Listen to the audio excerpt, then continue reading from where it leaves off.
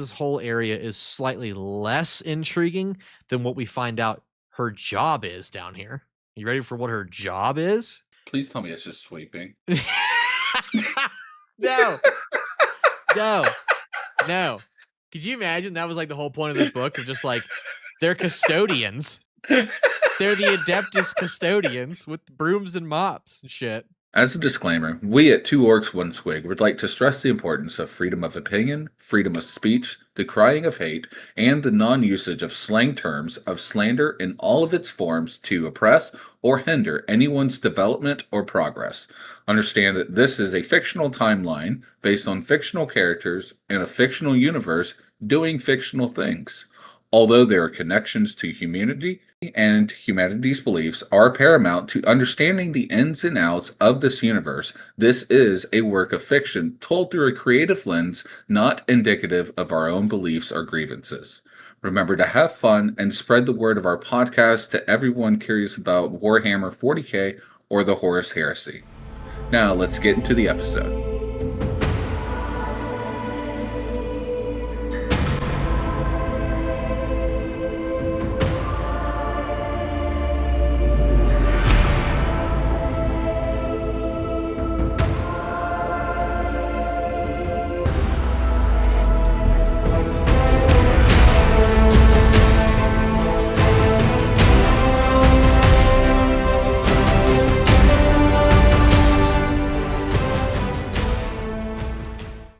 Welcome back, Connor. How you doing? You doing okay? I'm doing good, man. Yeah. It's been a long couple weeks now, I guess. Well, no, it's only been like a week and a half since the last time we recorded. Well, we talk to each other constantly, but you know, it's only been the last week and a half since we recorded. We recorded episode 0, and now this is going to be episode 1, right? Yeah. Okay. This is officially episode 1. Officially episode 1. So the subject of this video is going to be a little shortened because we're still trying to figure everything out, right?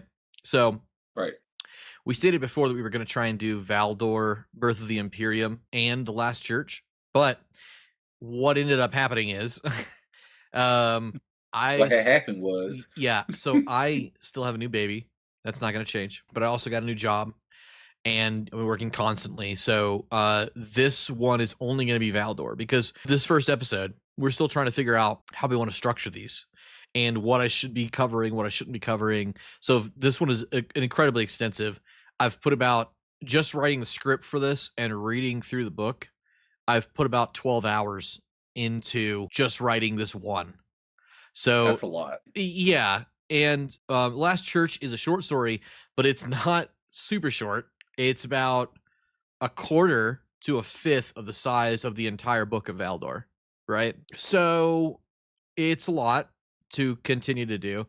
If I put another, 3-4 hours into it, I might be able to get there.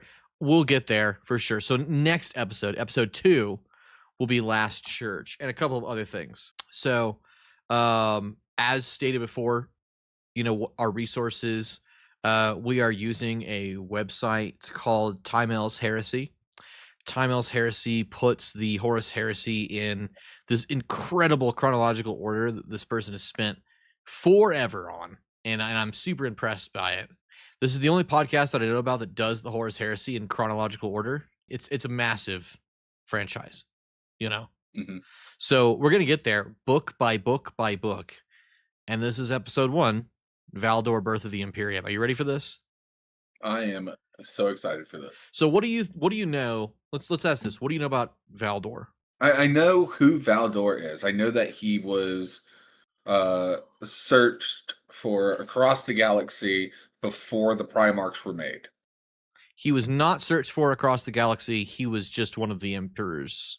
Trinity. Well, people have made emphasis that he searched. He could have, but I don't know any resources that would say that. Heard. But he was basically made before the Primarchs. He was known as the tip of the spear for a while, and some other book. Mm-hmm. And Spear of the Emperor. Yeah. Spear of the Emperor. Okay, so there's that one. And other than that, he's got amazing reaction speed. Like to the nanoseconds, what I've heard, Sure. which is a bit crazy, Yeah. but you know, things I've heard crazier things in Warhammer. Let me be tell honest. you. Let me tell you what I don't like about the Mhm. Custodes. Right. I don't like that a lot of the Custodes writing has them just these magical MacGuffin-esque characters of like, oh, we're strong because, you know, like I Right. get it. However, there are some parts of this book, because this was written in 2020. Okay. So we're already like a decade into writing the Horus Heresy at this point, almost. Mhm. Or rewriting some of that lore. This book really puts it into perspective better than I've seen other books do. So it gives you reasons and shows you like how much better they are, Mhm. you know? And I'm not a Custodes fan. Like I stated Right. before, my favorite Legion is the Alpha Legion. Okay. Right. I know that there's also those things with the Alpha Legion that are like, you know, well, I do this because I can kind of things, but they are they're more believable because they're explained. And so in this book, there's a lot of explanation into what's going on and how strong they are, and they're Mhm. showcased so well, you know? So Okay. we'll get into that. But yeah, so this is Valdor, Birth of the Imperium. A couple quick things before we get into it. This was written by Chris Raitt and published February 1st, 2020. And it's narrated on Audible by a team of people. There's actually 4 narrators on Audible. I highly recommend you listen to this book on Audible because there's some chapters we'll get into that are excellent. But the team that narrates it is Stephen Pacey, Jonathan Keeble, Katie Maw, and the legendary Toby Longworth. Now, you'll notice those names as we keep going. Toby Longworth and Jonathan Keeble especially narrate a lot of things in the Audible space. Very good narrators, at least to me, because I've listened to almost every single one of the books, you know, through Audible. Right. Excellent books and excellent narrations. You know, I don't think there's a single one that I don't like. So that's to be stated to begin with. So this book is considered a massive addendum to the known lore of the pre-Crusade era. So this book takes place around the 700s of M30. So that would be 30,700 plus 28,000 and a half years from our current timeline. Okay. I can't wait to get there. I know. We'll see. We'll do this podcast again around then, and we'll see what happens. Also, Custodes fans were ecstatic to see a book about their favorite golden boy, Constantine Valdor. So it's a full plus, in my opinion, to the lineup of the Horus Heresy series. You know what I'm saying? Yeah. My favorite quote from this book is, "Knowledge in and of itself isn't dangerous, but what you do with it can be." And this is actually a dual person quote. It's a quote from Valdor himself and a quote that is answered by one of his Custodes. So we'll get into it. But that's a great... That's pretty cool. Yeah. So starting off with the preface of this book, there's a dialogue between 2 people. One is in a stasis pod and another is outside talking back and forth. But it is soon revealed that these 2 people are the Emperor of Mankind and Valdor himself. Okay. So the Emperor is waking Valdor after some modifications to his physical and mental faculties, and he's sort of judging or assessing him through a series of questions. This is the first chronological mention of the Emperor's grand scheme versus the Chaos Gods and how he's going to take their power, which means the Primarchs are not created yet, okay? Because the Primarchs, we'll get into that a little bit, but Primarchs are a culmination of this taking of power. Mhm. He asks Valdor if he understands what's about to happen, and Valdor lets him know, yes, and there will be consequences. The Emperor shows his humanity here and his age by using a colloquialism. It's like a common saying. Okay. It's 30,000 years in the future, and you know what this guy says to there will be consequences? He says, there's an old quote of pre-war Terra that says there's no such thing as a free lunch. And like, to me, I'm like, the Emperor is like the most human character in his quotes. He just says stuff, and it's like, I know that, you know. No such thing as a free lunch, and it's just so like small the way he says it that it just makes it seem like in this universe of like crazy crap that happens all the time, where communication is broken down into just one thing called the Vox or the OmniNet, where we have like nowadays we have like cell phones, landlines, we have like all this other crap and all these things that move around. It's distilled down to Vox or OmniNet, right? Or the noosphere. Him saying there's no such thing as a free lunch. I could guarantee if you were to take every single one of the Horus Heresy books and break them down into the words that appear on the page, the word lunch is probably in there like twice, maybe even 3 times out of like the multiple millions of words, even billions of words that make up this whole series. The word lunch is probably in there like once or twice. Okay, so that's probably going to be referenced to like the Tyranids. It's probably this. Yeah, it's probably this and one other thing. So the scene ends and the Emperor releases Valdor into service once more. Before we go any further, sure, I do have a question. Sure.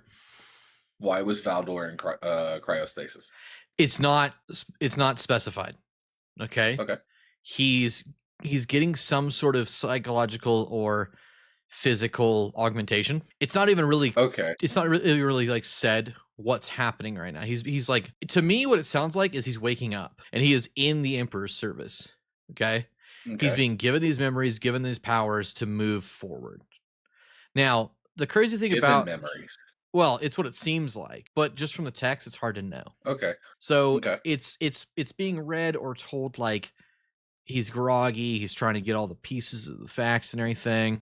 So the main story starts years before the palace is completed. Whereas every other book you're going to hear about, the palace exists. In this book, it's being created. It's not a full thing yet. Oh, that's pretty cool. Yeah, no, it's like super pre-Crusade. You know, it's probably a couple hundred years before everything takes off from the solar system out. We actually get to see behind the scenes construction of key points. The Lion's Gate and the spaceport, which in the future is known as the Lion's Gate spaceport, is actually 2 different things right now because they're both being constructed. So the Lion's Gate and the spaceport are largely incomplete, as well as other palatial grounds. Okay, and we'll have to we'll look at a map of the perpetual city, right? Oh, that's cool. I love maps. We'll look at a map of one. And you'll see like it's huge, right? So the first opening scene of this book is after the preface is an expedition team near an area called the Mountain. Oh. And it explains the significance that is somewhat lost to the people of Terra in the current timeline of the 700s of M30. We actually get a timestamp somewhere around here, but they are searching a recent site of a battle and discreetly carrying out an investigation. Okay. So there's a secondary protagonist here, because of course Valdor is the main guy, but the first protagonist you're going to be introduced to is a woman named Uwama Kandawire. So Uwama is a High Lord of Terra who hails from the east coast of what's called Afric, which is Africa. Okay. Right. Yeah. She's still attached to that region. Her title is stated as the Mistress of the Lex Pacifica. And she has assembled a team that is led by a main man of hers called Sivu. Okay. So we get a really good glimpse into a Terra that for the last several generations has only known military escalation.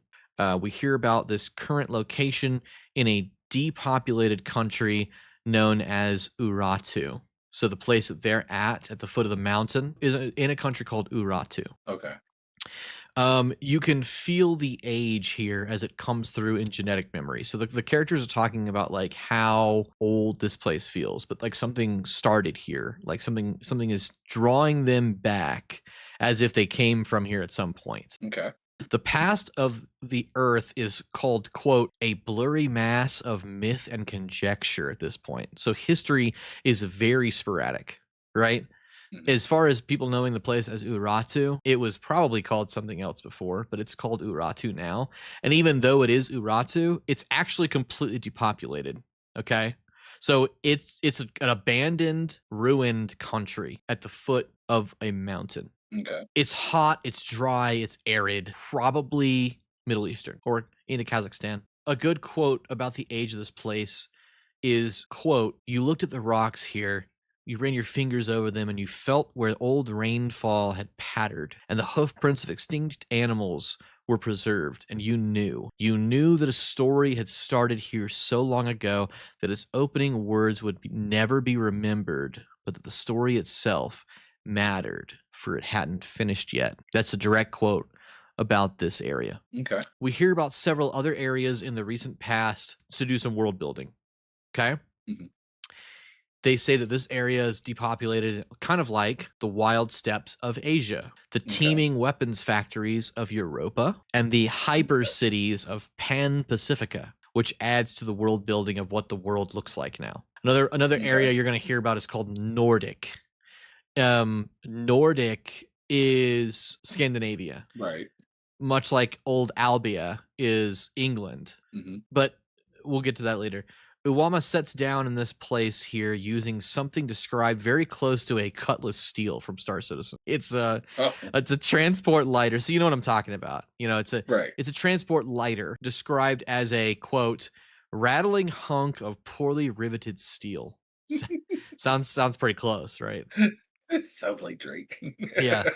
But she's doing this because her status and things she can afford can be used to track her by the, again, quote, "many intelligence agencies working within and without the palace." Okay. So because she's so rich, she could totally afford to go wherever she wants. If she did that, she'd be easier to track. Right. Do you know what a High Lord is, by the way? That's what Uwama is. Not necessarily. I'm assuming it's a lord that's over several regions. Yeah, they're like planetary governors of Earth, the High Lords of Terra. Okay. They're a part of the bureaucracy. They're a part of the government. They're just rich people, pretty much, that govern certain things. Gotcha. So that's what she is. They camp overnight and begin the movement of troops and surveyors in the morning to a site known as the Mountain. Again, they bring up the Mountain here, right? They speculate on where all this is based, where all this is based off of information. We can look at a world map. Yeah. I know where it is, and we'll get into where it is. But, you know, I don't want to spoil anything for you. Okay. Because again, like I said, Warhammer is based off of the real geography and history of the world. Right. It's also based off the people, the cultures, the rules of law, everything. So it's really important when things come up about what it is in our myth and culture and past, because to them it's like unknown history instead of myth and conjecture. It's like, yeah, it probably was true regardless if it was not, right? So they set off in a troop hauler and begin winding their way towards the mountain, and the landscape begins to get more rugged and more green and wet with dew and slush and snow. So they're climbing in altitude. Uwama notes that on the other side of the mountain, specified now as Mount Ararat. Do you know what Mount Ararat is? I'm going to assume Mount Everest. No. Mount Ararat is where Noah's Ark landed. It's an actual mountain. Okay. All right, a mountain chain. It is an area we can look at on a map. But it's significant. I thought they were doing a play on words. No, it's significant because they were saying a story started here so long ago, and you can tell that it hasn't finished yet. It started there because in that story, that was where Noah's Ark landed, right? So again, you're tying in religious culture to history here. Okay. Not that it's true or that, you know, that they perceive it as truth. However, none of them would know what a Bible is. Now, there are Bibles that actually exist. A real, like a current Bible exists in Warhammer, but it's locked away somewhere. So they're at Ararat. Uwama says on the other side of this mountain, there is an opposing nation that is in the midst of being toppled by the current emperor himself. Currently by the emperor himself. So the emperor of mankind is supposedly over there toppling this nation to try and bring Earth into compliance. So even now, Earth isn't even unified. We're still in the unification wars. Okay. Okay. They are alluding to a battle that just happened recently, but it is being obfuscated and obtuse. It's being kept that way. Do you know what obfuscated and obtuse means? Obtuse, I mean, means Yeah, wide. yeah. It's kept broad. Like they're alluding to a battle, but they don't know what it's called. They don't know when it happened or when it took place. They just know that something happened here. So Uwama mentioned that 2 armies, one of this warlord and one of the Imperial army, so one of the Emperor's own armies, both went in, but the Imperial one never came out. So they lost this fight. Okay. Trenches are dug and everything's covered in snow as well. They remark how much of a kill box this area would have been, hemmed in, unable for Kaz or Kazovac to be able to get into this area. They're sort of rummaging around in things they can find here, trying to get clues, and they come across some, quote, gold armor fragments, spent bolt rounds, and a Raptor Imperialis armor pin. Do you know what Raptor Imperialis is? No. So the Raptor Imperialis is the lightning eagle of the pre-Crusade Emperor or Imperium. Sorry, it's literally the head of an eagle, the Raptor, with 4 lightning bolts, 2 out the top, 2 out the bottom. Okay, that's what. Yeah, that's a Raptor Imperialis. So if you hear the word Raptor Imperialis, that's what it looks like. Okay. Uwama hates this symbol. She says that they are builders, not destroyers, but an eagle builds only its own eyrie and nothing else because they are predators, right? And a storm only ravages. It does not create. That's what she says. Okay. They speculate what happened here, but Uwama, upon seeing the, quote, gold that never tarnishes and gold to withstand any flame, tells them to pack it all up and be gone in 2 days or sooner. They are investigating in secret, and secrets are dangerous. What do you think's going on here? What do you think happened? So I think that the Imperium force moved into an area that they shouldn't have been, and it got completely wiped out because the area is supposed to be kept secret. And there's an investigation going on about it that's also wanted to be kept secret. Yeah, so we'll get into it, right? That could be it. Switching away from this, right? When they pack up, we now get our first glimpses of the Palace of where the Palace of Terra is located. Do you know where the Palace of Terra is located? No. It is on the flattened peak of Mount Everest. Everywhere else, okay? Every other sci-fi thing, they would have been like New York, Kyoto, Tokyo, Hong Kong. A capital city. No. You scrape the top off that mofo, flatten it. I wonder how much you took off the top. Oh, kilometers, hundreds of kilometers. They flattened it. They're digging pieces out even now. That's where the Palace of Terra is located. In Warhammer's lore, it is on Mount Everest. The Emperor is a motherfucking graybeard, dude. He's like at the throat of the world. You know? Malkador's like Parthenax up there, you know, like telling him all this shit. No, like it's at the throat of the world, you know, flattened peaks of Mount Everest. That's where the Imperial Palace is located in the Warhammer universe. So they have atmosphere scrubbers powered by nuclear reactors, environment engineering, super machines that have turned the air here into a hospitable place. But if they should ever fail, they will revert the environment here to its original desolate state of being like no oxygen, frozen hellscape. There are thoughts here about the quote recent past in this current time frame where people are even now contemplating the Emperor's divinity as he continually unified humanity and has done some pretty amazing things. Okay, so even now, before he's even taken over Earth completely, Terra, people think he's God. He doesn't want to be seen as that, but even now he stamps out and uses his own cults or espionage to turn and to stamp out those beliefs, actively seeking to crush those beliefs because he's not a god. He's a man. The Emperor is quoted here as saying, "I teach the end of belief. I am its terminus and its replacement. After me, there will only be perception, a sight of the single truth glimpsed from a distance." Very ominous, right? Yeah. It is at this part of the book where we are introduced to a character called Simonis. He is a Custodes, under direct command of Captain General Constantine Valdor. Simonis has some inner thoughts here that do some world building for us. We have a confirmation of the completed projects that currently stand around this time, and those are the Senatorum Imperialis, so the Grand Senate Chamber, and the Tower of the Hegemon. Those are both noted as being completed in the palace grounds, but not much else has been. The Tower of the Hegemon and the palace proper are where the emperor resides, right? Gotcha. And then the Senatorum is where the planetary governors reside, the High Lords. Those are amongst the first structures to be completed at this new capital, this new world capital. Okay. He also remembers seeing blueprints of, quote, fantastically deep vaults and tall chambers that allude to some nondescript areas, but we will get to those later. Okay. And you know, after this story, because I'm trying to build here for you, but after this story, because you've never read this, you never even read any of these books, right? No, never read them. It's okay. We're gonna read them together, right?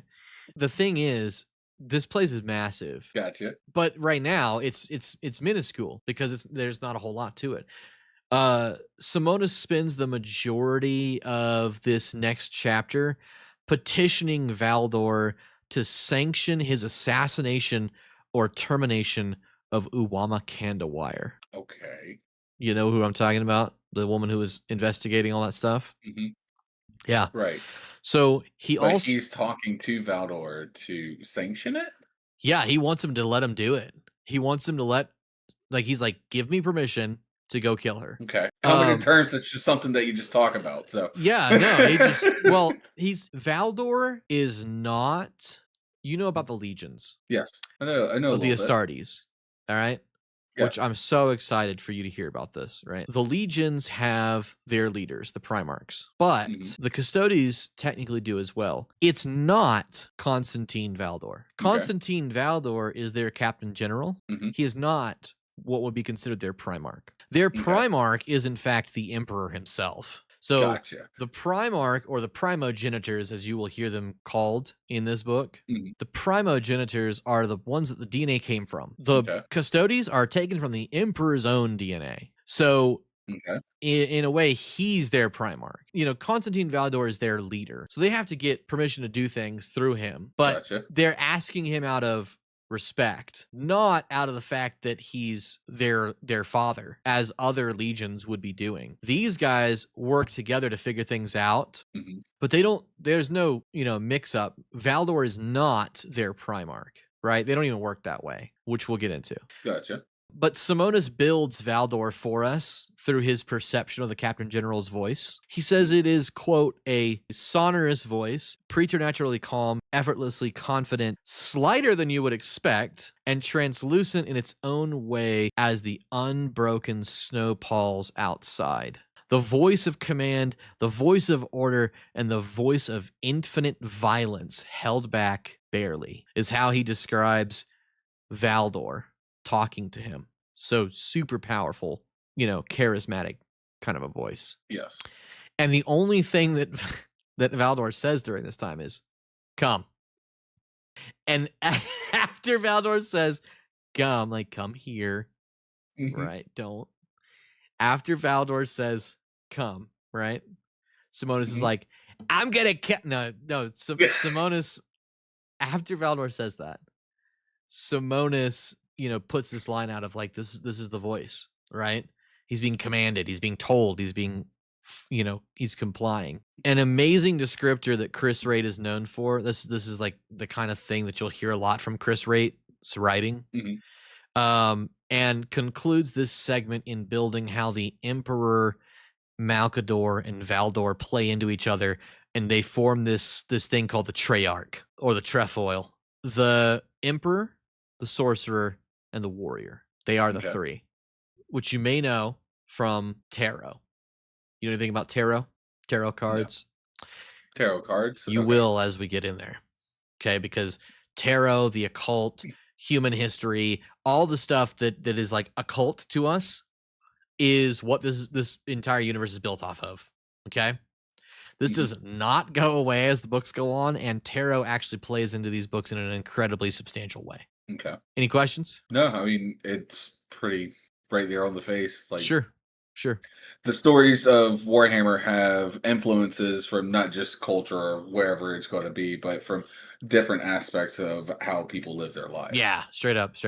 So Simonis finds Uwama's prying and knowledge to be dangerous, and it is here that we see Valdor weighing his options in this amazingly cold and calculating way that he does everything. Okay? Mhm. He says knowledge in and of itself is not dangerous, and Simonis counters that and says what you do with it can be. And it's really things like this that set the Custodes apart from the Astartes. The Astartes don't think like this and will rarely ever really counter things their Primarchs say or do, because it's their Mhm. father, right? They're not going to tell them no. Right. But the Custodes bounce ideas off each other, like we just talked about, to greater effect the way they work together through to solve problems, making them an incredibly more effective unit. Mhm. So this makes sense because Valdor, again, is not their Primarch, just their commander. After this chapter convenes, we get some slight world building here where Uwama is testing her privilege as a High Lord with her handmaiden, Mhm. which is known as Armina Fel. Okay, Armina Fel is her handmaiden. Uwama Kandawire is keeping Valdor waiting for a meeting they're supposed to have Mhm. by literally saying, I'm a bloody High Lord. I arrive when I want to. So this is how arrogant, she's being set up to be, right? Yeah. You have to remember that people don't know the Custodes or the Astartes. The Astartes don't exist right now. Right. They can't exist because the Primarchs don't exist. Well, we'll get there, okay? Instead, what you have is the Thunder Warriors, which I don't know if you know anything about Thunder Warriors, but the Thunder Warriors are the current sort of soldiery along with the Militarum. Mhm. We'll get into all that here in a second. So people don't know the Custodes or the Astartes yet, as they literally have never seen an Astartes because they don't exist yet, right? So they Right. aren't really afraid or wary of the Custodes or Valdor because they haven't seen what they can do. And it shows in how the High Lords still try to test these encounters. But the real question of this chapter is, what will this meeting come to, or why is she interviewing Valdor? If she's going out of her way to do things to pry into what's going on or what he might be into. So what do you think? What do you think she's interviewing him about? I think she's just trying to sniff out for information to make whatever gains that she can personally. Yeah, it could be. I mean, that just seems what I as someone who seems like an arrogant High Lord, Mhm. that's what I would do if I was an Uwama. arrogant High Lord. Yeah. Yeah. I mean, if she thinks it's her privilege to do so, fine, do it. We do get some more world building here and additional information on Uwama, where she comes from, right? So it's a place called the Banda Confederacy. It's pinpointed to be in the extreme southeastern corner of Africa. Okay. It is also stated that she came from a wealthy family lineage here, but wealth in pre-Unity Terra is nowhere near as extravagant as you would think it is, right? So it's nowhere Mhm. near the wealth, The wealth here is literally measured as, quote, security guards outside their compound, regular food supply, and access to civilization makes her wealthy. Oh, okay. So like the basic trappings of safety, security, and food Yeah. make her wealthy. Okay. So that's what wealth is right now because of how crazy the world is at this point. Or it made her wealthy when she was in the Banda Confederation. So not anything near the wealth, in means of what's in the current world order that we have. She Mhm. remembers as a younger woman that the ocean that stretched beyond the sand-baked shores was called Zothasa, the endless sea. It would most likely have been the stretch of ocean between the southern tip of Africa going all the way to Australia, but there isn't really any measurement here. It's just probably that. It could Okay. also be, depending on where she's looking, it could also be between the southern tip of Africa and Antarctica, but Okay. I don't know. It doesn't say. It just says it's called Zothasa. It's known as the Endless Sea. Gotcha. She remembers her father, and these memories build the coastal lore here by telling us that the coastal cities used recycled ocean water to hydrate their populations and keep them from dying. So they have these great Okay. machines that are sucking up the ocean water on the shore just to keep people from dying. It's reconstituting it, boiling it off, giving it back to the people. She also mentions raiders called the Zoiper. This is in her childhood, of course, that destroyed the cities one by one. And this eventually even consumed her own village as she remembers her father dying.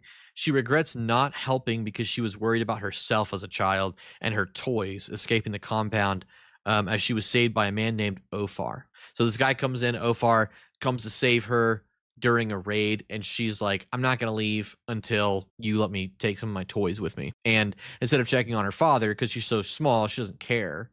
You know, I mean, she cares, but she's a kid. She's like, I want this toy. He grabs it, takes her, right? A nice quote from her father here shows the decline of how Warhammer 40K setting seems to always be inevitably in decline and never building up much. He says, because, quote, the warrior is in charge, and whenever the warrior is in charge, things stop working. For things to work, the warrior is the servant of the worker. The worker makes things work. So because it's the grim, dark future of the 41st millennium and there is only war, it doesn't lead too much to building. This is more often than not the way of things truly in this setting. The warrior is in charge. Gotcha. She concludes this chapter by beginning the meeting with Valdor as she sits before him. We get a great view of the old trappings of something later in the series referred to as post-human dread. Have you heard about that? No.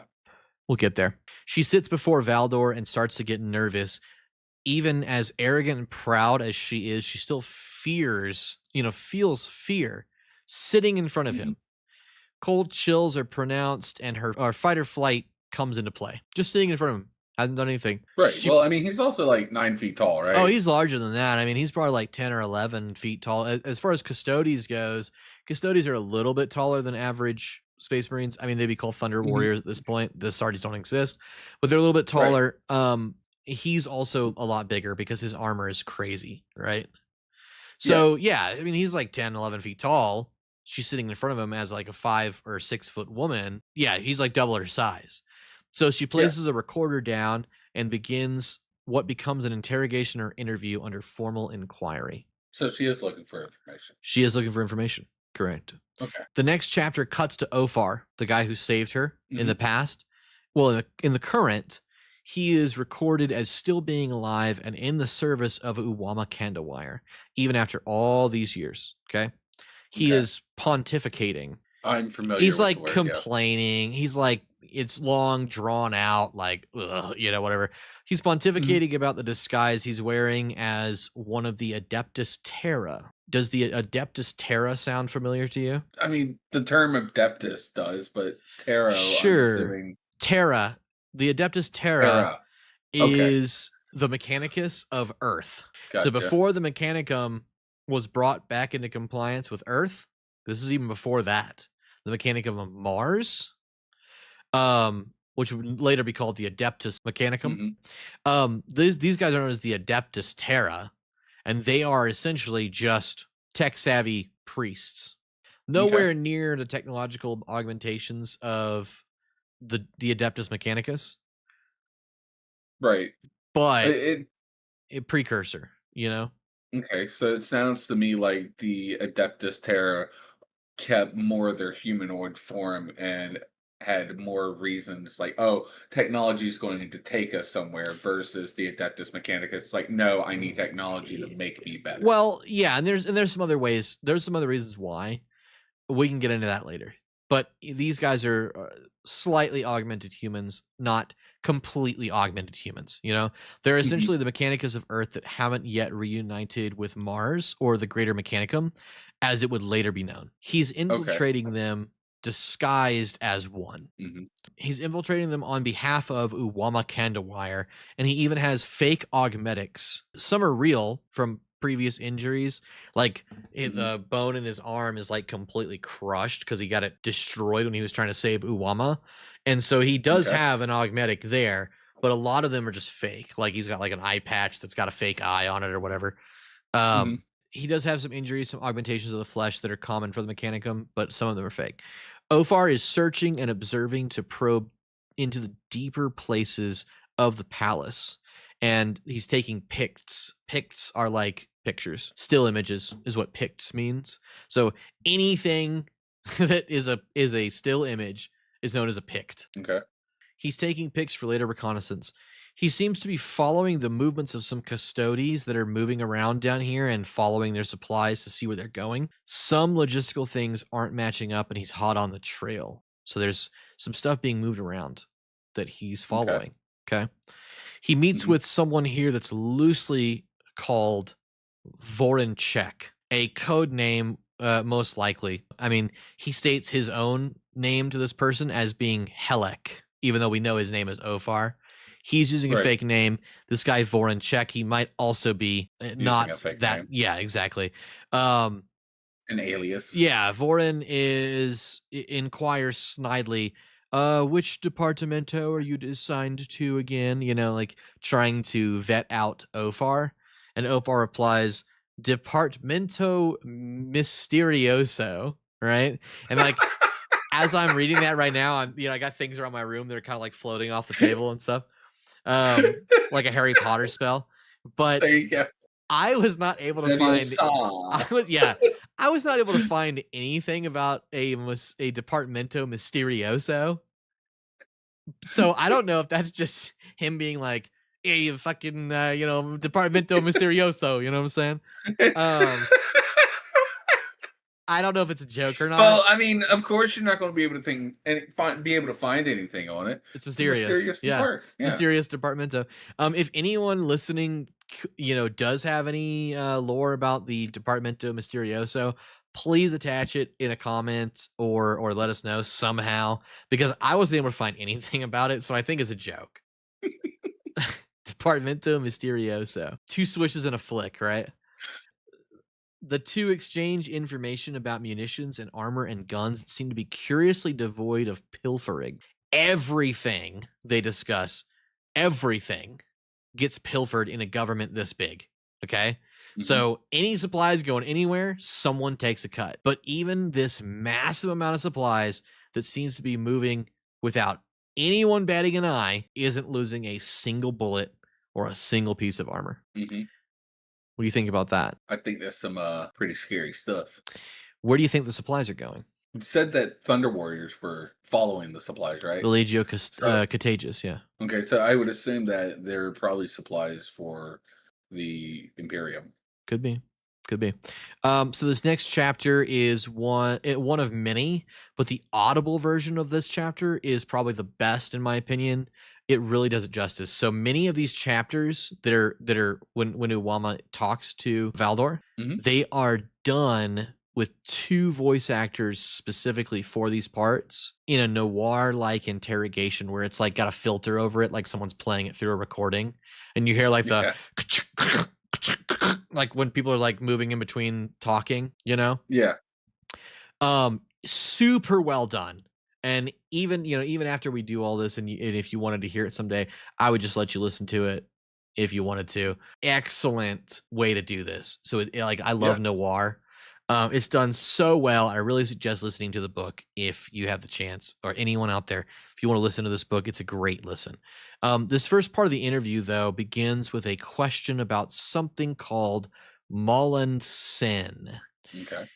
Valdor, when he's asked about Mullen Sin, he despises that name.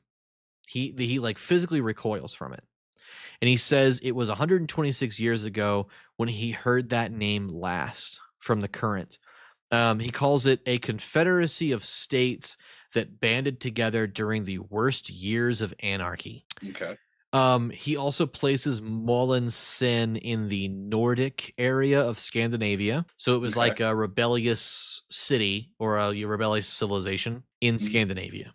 He also describes the area as brutally cold, saying they had to do things like warm their jeeps and transports before being able to turn them on. It's so cold. Like, if you were even out there with an environment suit and you weren't close to the convoy, you would die within hours. Okay?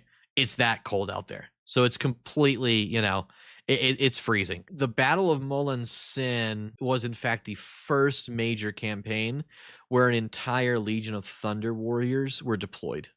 During the Unification Wars for Terra. It was the first one. The Legiones Contagious Thunder Warriors. Being the predecessors to the modern Astartes. He notes that the people and chiefs of Mullen Sin were using sorcery and dark magic to protect themselves from the elements. And the Imperium was there to wipe out the tainted practices and beliefs of these people. Okay. Because there's only the imperial truth, like the Emperor said. You cannot do these things, and if you do these things, you will die. Right. It sounds almost exactly like Albion from the old world of Warhammer Fantasy. It sounds like Albion. Okay. So like Celtic spooky mutations, no law or regulation of power, indulgence of excess and ignorance. So most likely they were a hybridization of Nurgle Slanesh warriors or worshippers. Okay.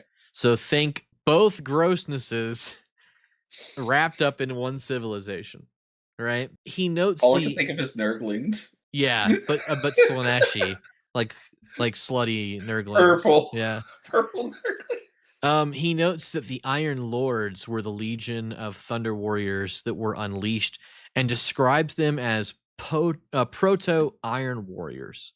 Iron Warriors are one of the Astartes legions. Everything came before. So they tested out every single one of those legions, even as far back as the Thunder Warriors. So when the first Astartes were made for the Iron Warriors, I can't remember what they were called, but I don't think they were called the Iron Warriors. Like, I'll give you one example. The Blood Angels. Blood Angels are Astartes. Before they were reunited with Sanguinius, they were known as Revenant Legion. Okay? Right. They also had some warriors potentially in the Thunder Warriors Legion, but we don't get to know what they are. These ones are proto Iron Warriors called the Iron Lords. Okay. So they're experts in siegecraft, love artillery, that kind of shit. The Iron Lords, 30 Custodes, an entire legion of Thunder Warriors is somewhere in the vicinity of 10,000. So this is the first battle during the entire Unity Wars where an entire legion of contagious, Thunder Warriors was deployed. So 10,000 or maybe less. It's not really ever stated too much, but I believe it's 10,000. 10,000 Iron Lords, 30 Custodes, and 22 regiments of Militarum soldiers marched into Mullen Sin to crush the civilization there. And the Emperor used the Battle of Mullen Sin as a test to see what a legion of Thunder Warriors at full strength was capable of doing. Valdor notes that their Primarch, Ushatan, Primarch for the Legio Contagious, is their leader. Not their father, but their leader. Okay? Okay. So their Primarch is Ushatan. He is responsible for the conduct of the entire legion, but notes that unlike regular Primarchs that we know, the Thunder Warriors Primarchs were not physically different from their fellow warriors, just their leaders. They were just their leaders. They are the exact same as every other one, just could do more. Okay? Which is different, like I said, than the Primarchs of the Astartes, being like 5-6 feet taller than the average Space Marine. Their father, a direct lineage, on blood, and the sort of prototype that they were made off of. These guys are just decorated officers, basically. So the Primarch of the Iron Lords is Ushatan. Uwama wants to know about the way the Thunder Warriors fight, and the remembrance Valdor gives leads you to see that they really weren't perfect yet. So the Thunder Warriors had flaws.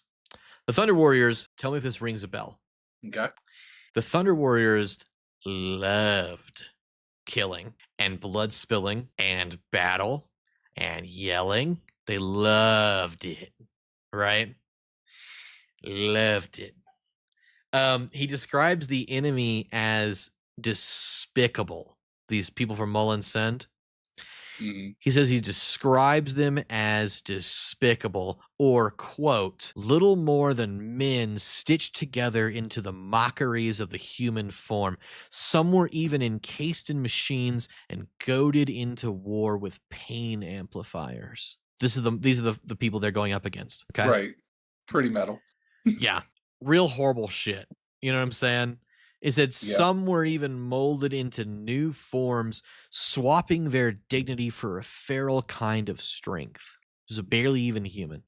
It kind of reminds me of Dark Eldar, flesh shapers, you know? Okay. But they're humans doing this to other humans.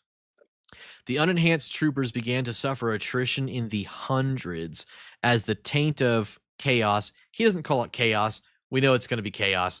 The taint of chaos here was so heavy, they began to lose their minds just marching towards the capital of Molinsend.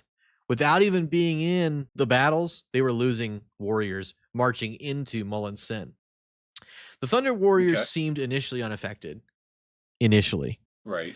But chaos is not a one-sided kind of thing. Okay? Right. Even with all their gene breeding, he notes 7,000 Thunder Warriors died in the final assault, which is staggering comparatively when you think of like just one legion losing 7,000 warriors. Those numbers, if they were Astartes, it would be like wiping out almost an entire legion. Okay. Right, because they were capped off. Right. Well, the chapters are in 40K. In 30K, they're not. Right. You can have as many as you want. 7,000 Thunder Warriors died out of 10,000. So it was like 1/3 came out of this war. Less than. Which it's just a staggering number of losses. He calls them unrestrained in slaughter, these Thunder Warriors. He notes that the culling of Nordic led to technological advancements like ceramic plating, bolters replacing the standard slug gun that the Contagious had, and blades equipped with energy fields. So it must have been a ridiculous amount of warfare to see like crazy switch ups like that. Usually technological advances don't take a lot longer to do, but just from fighting this one war, they switched up how they did it. Before this and into the war, the Legio Contagious were in leather armor. Good Lord. They were in leather armor with essentially AR-15s, a little bit heavier, maybe a 300 blackout round, right? Instead of the 75 caliber depleted uranium, boom bull crap that the bolter is. They had like assault rifles. So they had assault rifles, literal melee weapons, okay, like axes and regular swords, and they were in leather armor marching into this, and they lost 7,000 Thunder Warriors. All right. I think that really speaks for the Thunder Warriors, to be honest. Yeah. As to how brutal they are. Uwama asked the stereotypical dumbass reporter bit here, of course. But what was it like to be there? That you see, like, insert shank. Yeah. You usually see when people who have no scope or depth of what fighting looks like in books or media, like ask soldiers, but how many did you kill? Like it's one of those kind of questions. Valdor just hits her with you kind of had to be there. I guess is bad, like yeah, it was bad. You could have been there, but you weren't, 126 years. But really, what he really says is that he was disgusted, and there was a sickness in Mullen's sin that he and the other custodies despised. Okay? The Thunder Warriors seemed to feed on it, though, and they used it to enhance their battle lust. However, and he sees this as their failing and flaw. I agree with that. I can see how that could be a flaw. Sure. I don't know if I necessarily agree that it is a flaw because I think that there's more to it. Sure. But I can see it. He says the final assault was an uphill slog under heavy flamer fire and counterattack into a melting frenzy of snow drifts. Okay? So they were marching uphill, getting like promethium and napalm just dumped all over them. And they were lobbing incendiary rounds back up the hill. So it was a fiery war versus... Literally fight fire with fire. Yeah, of two forces. I mean, the way he talks about it, I honestly, it honestly sounds awful. It's like a mix of Iwo Jima and Stalingrad reports. You know what I'm saying? Oh, Lord. Like an uphill battle in winter through Russia, but also... there's just holes everywhere and people are dumping flames into and out of them. It's just like, it sounds awful, could not be me, You know what I'm saying?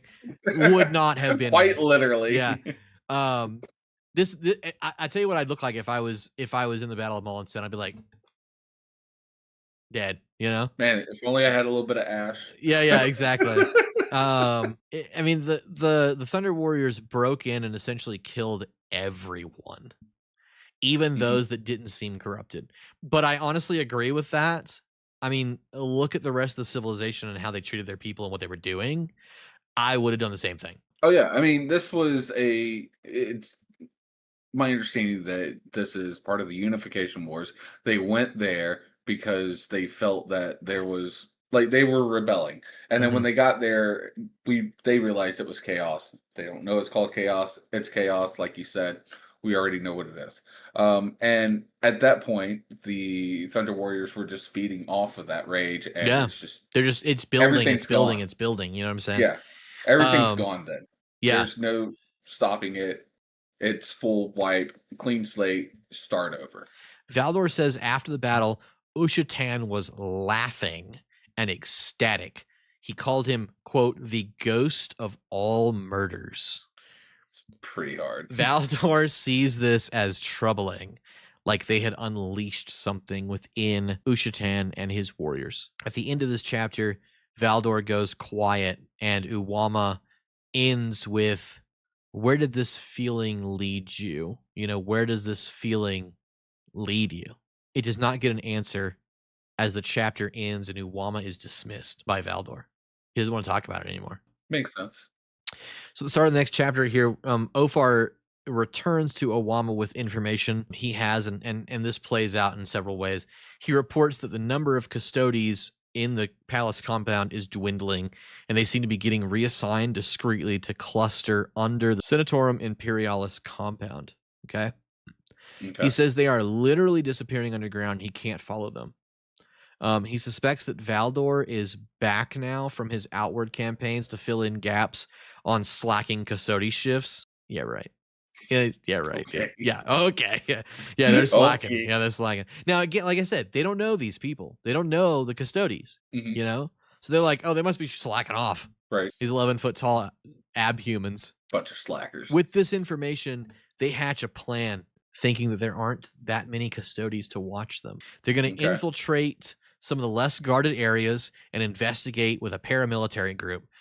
I mean, honestly, the idea is insane, but they're doing it because they are some of the first people to be testing things like this out. So words of what the custodies do and words of like severe punishment, they don't exist right now. That's just, quote, myth and conjecture. Okay, like stated earlier. So people are like, yeah, we can do that. Let's try it out. Why not? You know, break into the palace with a paramilitary group, right? Yeah, we can do it. We'll just demand some answers, shall we? Shall I? You know? So with that plan hatched, we see a perspective change to someone, and you will see a lot of perspective changes of like this person, then it's this person, then it's this person, then it's this person. You see that. I've condensed it. There are even some perspective changes that are not important, you will not even hear about. But you see a perspective change here to someone in the Imperial dungeon complex called Leora Herod. She's returning from a long day of work, and this scene sort of shows the massive complexity of how big the underside of the palace would one day be. I love this book specifically because it shows the palace being built. Whereas everything else is like, oh, well, it's just this. And it like acts like you know this stuff. This book is like, there's just holes in the ground and there's just shit everywhere, right? Yeah. It takes her hours to get in and out of her shift tunnel. So to get to work, she has to clock in at the front of the tunnel, and then it takes her hours to get to where she's supposed to go. And then when she wants to clock out, it takes her hours to get back out. That's how big this place is. Yeah, I just wouldn't leave. It's like miles of walking to get into and out of wouldn't leave. Your station on the line, you know? I just clock in, just like, yo, I'm here. Yeah. Got me for the next 2 years. You got me till I drop, you know? It does note, you know, it just shows how large this really is, but it does note that just to get into her shift area, she has to go through a, quote, dozen Imperial checkpoints just to get to her shift. Yeah. which is like completely ludicrous that's the scale she has to deal with to just get into and out of work. But it is quote, an entire city buried in the roots of the mountain, lightless save for, you ready? The constellations of lumens. It's so high up above her. The holes in this mountain they've built for the segments that are going to be built, that the ceiling is lit by constellations of lumens. It's like looking up underneath a mountain and seeing the stars. There's that many lights down there. Okay. I see the picture you're painting. Yeah. That's what it is. This is just the dungeons on the bottom level of the palace. Not even like the whole thing. The Grandis' whole area is slightly less intriguing than what we find out her job is down here. You ready for what her job is? Please tell me it's just sweeping. No. Could you imagine that was like the whole point of this book of just like, they're custodians. They're the Adeptus custodians with brooms and mops and shit. No, she's not sweeping. She's actually a scientist working on post-human DNA, which is one of the only times in the entirety of the Horus Heresy series you will ever see the perspective of someone doing this, as it is literally considered so top secret that they don't show you it. You normally just hear about the gene scientists that helped the Emperor create the Astartes. This is one of them, and we're actually seeing through her eyes. She's pulling a sample and cataloging it called Sanguinary Obsessive Trait B. Okay. I can see where that's going. What do you think this DNA file that she's working on is full of? This DNA file is probably for Sanguinius. Could be. Or from Sanguinius. Could be. For Sanguinius. Could be. And then you said it was Sanguinary Trait B. Sanguinary Obsessive Trait B. So what I would obsessive trait. So then this is probably when obsessed with blood. Yeah. I'm trying to figure out how to say it because when later on, I don't know how far later on we want to talk about, to be honest. Sure. Does it have to do with the Blood Angels? Yes.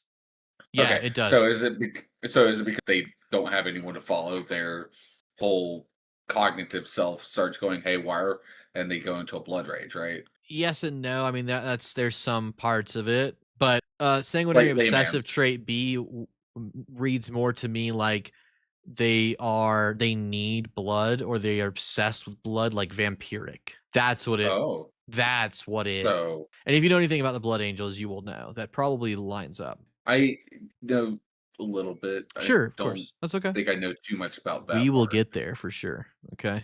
So as she's walking out for the day, the chapter begins to show her perspective as it's put in the quote subterranean city of secrets. Okay. That's what she calls the Imperial laboratories.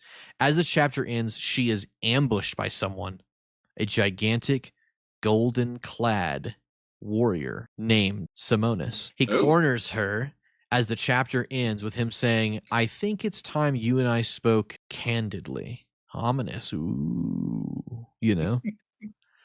Yeah. So we're at chapter 7 here. We're almost halfway done with the book. Chapter 7 showcases someone named Aquila, who appears to be a paramilitary or a military or a militia type person. He's reminiscing on his life as an old soldier and how unimportant he feels in that duty with this new Imperium. He's remembering seeing a Custodes fight in battle. He was once in, and essentially is just like, well, with things like that, all else is kind of super pointless. He even remembers that the Golden Warrior, as he puts it, was running around with a lightning-headed spear and kicking tanks over with its boots, and how ridiculous it all feels to just be a human watching a 10-foot tall person run through a fire zone with a spear kicking tanks over, and I don't blame him. I'm be honest. If I saw that, just I don't blame him. drop the weapon, like I'm a cook. That's like Wolfenstein type shit, like Yeah. I don't blame him. Can you imagine that? No, that's crazy. But after a time spent remembering, he gets a reassignment ident code, and he's right back in. Every time they pull me out, they get me right back in. But where is he going? That's the question at the end of the chapter. This chapter ends with the second meeting between Kandawire and Valdor under a, quote, galeful, stormy sky. As they meet, she breaks the ice, as all humans do, talking about the weather. Of course. She's like, "Oh, fine day," as they both fine day, looks outside. Yeah, exactly. Hailstorm. Yeah. Talking about the weather as they both take their places for the next interview. The topic this time, a rumor about Ushatan and a secret program she has come across of new generals of the Imperial forces. Okay. New generals, huh? Wonder what they could be talking about. What do they could be talking about? What do you think? What do you think? Primarchs. Probably. Valdor begins this next noir recording bit by stating, this is a quote, direct quote, "You are mistaken, I'm afraid, High Lord. There are no new generals for the Imperial Army," which we will find out about shortly. Okay. This next account between Uwama and Valdor is a story that is stated to take place 26 years ago. So now it's a more recent story that he's telling. Valdor makes sure to place this happened in a classified location. Okay. He does not say where this happened. Valdor remarks that he has perfect memory. In fact, that everything he has witnessed or encountered since awakening into the service of the Emperor, he can recall with perfect clarity. But that even if he didn't have perfect memory, this memory 26 years ago would have stuck with him when all else failed. So this is an important story. Gotcha. Which again, I mean, get ready, right? Like he says this memory haunts him. Those are his own words. The perfect leader of the perfect warriors of the perfect emperor, this haunts him. He describes it as if I am falling through a hole in the universe, unable to catch at the edges. That's pretty crazy. So in this story, he and Malcador are Malcador the Sigillite, of course, none other. Right. They're discussing new generals. And he sees this as a nod to what Uwama is asking. So he's like, there aren't any, but we were talking about them. He believes that the Thunder Warriors could be perfected somehow, and Malcador is discussing this with him as well. Valdor sees the Thunder Warriors as unstable. He says it several times. They would occasionally break rank, disobey orders, and when they did, it was horrific. It's not just disobeying orders. They're breaking rank and disobeying orders because their bodies would start mutating. They had bloodlust setting in that could not be sated. They had diseases of the genetic code running rampant. So they're breaking down. He chalks this up to the fact that they were the original prototypes of such a super warrior, in his opinion. But he takes these concerns to a little someone you might recognize. Amar Astardi. Oh. Yeah, that Astardi. The genius behind the gene sciences that made the Emperor a conqueror of the entire planet when all other warlords were just splicing and mutating their own warriors. He speculates that the reason the genetic alterations work for the Custodes and not the Thunder Warriors is because of a quantity-quality ratio. A single Custodes, and this is just custodian lore, a single Custodes takes an immense amount of time and delicate splicing to create. They are made that way to be perfect warriors, but this comes at a cost, which is their number is limited. So there are less Custodes than there are of any other post-human. Right. But they're better than any of them. Yeah. So the Thunder Warriors are more about quantity, and that's truly their biggest flaw. All right, their biggest one. They are made to be quickly produced and are not at all easy to maintain because they get rushed out the door and trained rapidly to fulfill battle-ready purposes. So, he even says the Custodes are not really an army. They're the overseers in their roles of the next phases that Terra is going to go through. They're not supposed to even be an army. They're just supposed to see things through, Mm-hmm. the Custodes. Yes. Aemar Astarte set to work on even more complex training techniques and gene splicing that she is so famous for in later years. He says that many people see the Imperium and the Emperor as the same entity, with one being the other, but that it is in fact, a conglomeration of grouped souls and thoughts and scientific endeavors that push the Imperium forward under his guiding hands and labors. Okay, that's what the Imperium really is. But a lot of people just see the Emperor and they think he is the Imperium, One of those brilliant minds is Aemar Astarte. Okay. Who he even states as, save for the Emperor himself. Now, this is Valdor speaking.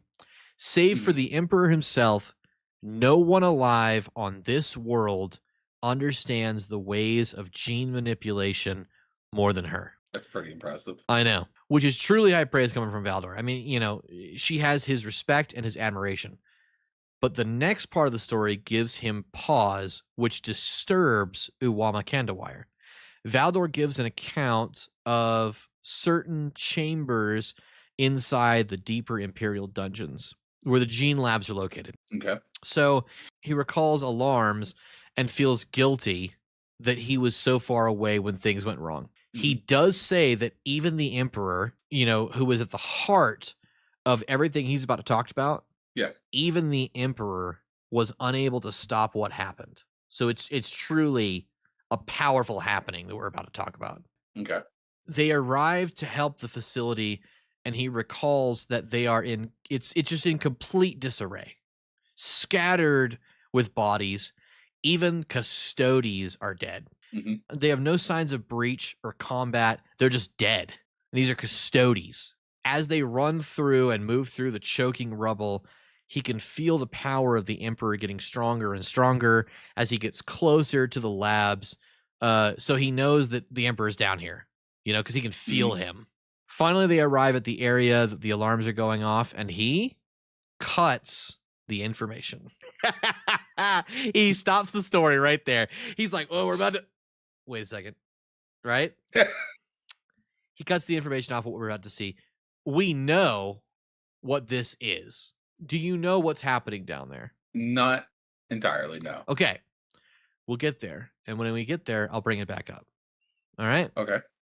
So we know because of earlier published books what he finds down here and how it plays out, but that's not this story. We'll get there. You'll have to wait for that part. All right?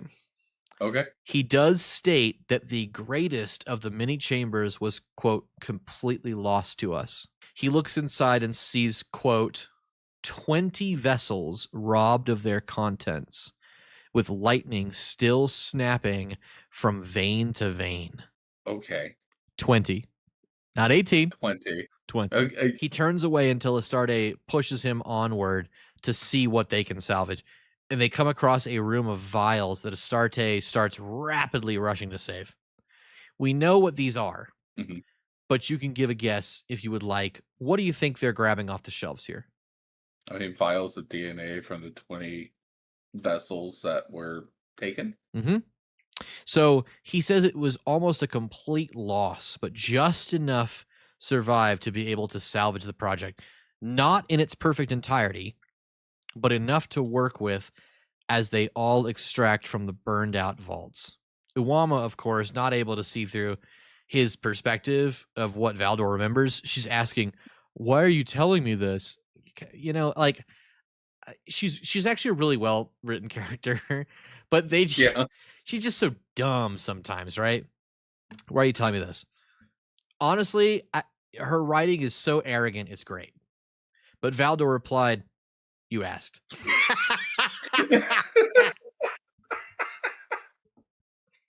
Dude, he's a really good one-liner, right? Like the Emperor, number 1 on one-liners, Valdor, number 2, in my opinion. She's like, why are you telling me this? He's like, you asked. He states, it failed, High Lord. There are no new generals for the Imperial Army. The chapter ends with her posing another question, which Valdor assents to letting her ask. She says, quote, there have been no reported activities of the Thunder Legion for months. what happened on Mount Ararat. I went there. I saw the remains. What happened to the Thunder Warriors? And Valdor cuts the interview short. Mhm. What do you think happened to the Thunder Warriors? I mean, they were decimated. They lost 7,000 units. Well, that was 126 years ago. But she was just at Mount Ararat at the beginning of this book, like days before. Gotcha. Okay. What do you think happens? Would it be the Calling? Who knows? Because I know that the Thunder Warriors were culled before the Astartes were formally made. Sure. Could be. We'll get to it. It's just a little bit of I don't know. there. I'm not sure entirely why, but I do know that let me tell you, by the end of this book, you'll have some answers. Okay. So chapter 9, we're at the halfway point here, brings us back to Aquila, who is moving in on a transport to somewhere we haven't been told about. Okay. So he's just nondescript moving forward. It is sleeting hard, and they are trying to move through rough terrain as they join up with more and more transports, making their way up through the mountains. They are counting on people seeing them as just another Imperial troop movement, because like there's so much stuff moving right now that they're like, we're not even going to disguise this because people are probably just going to think we're part of what's going on. Okay.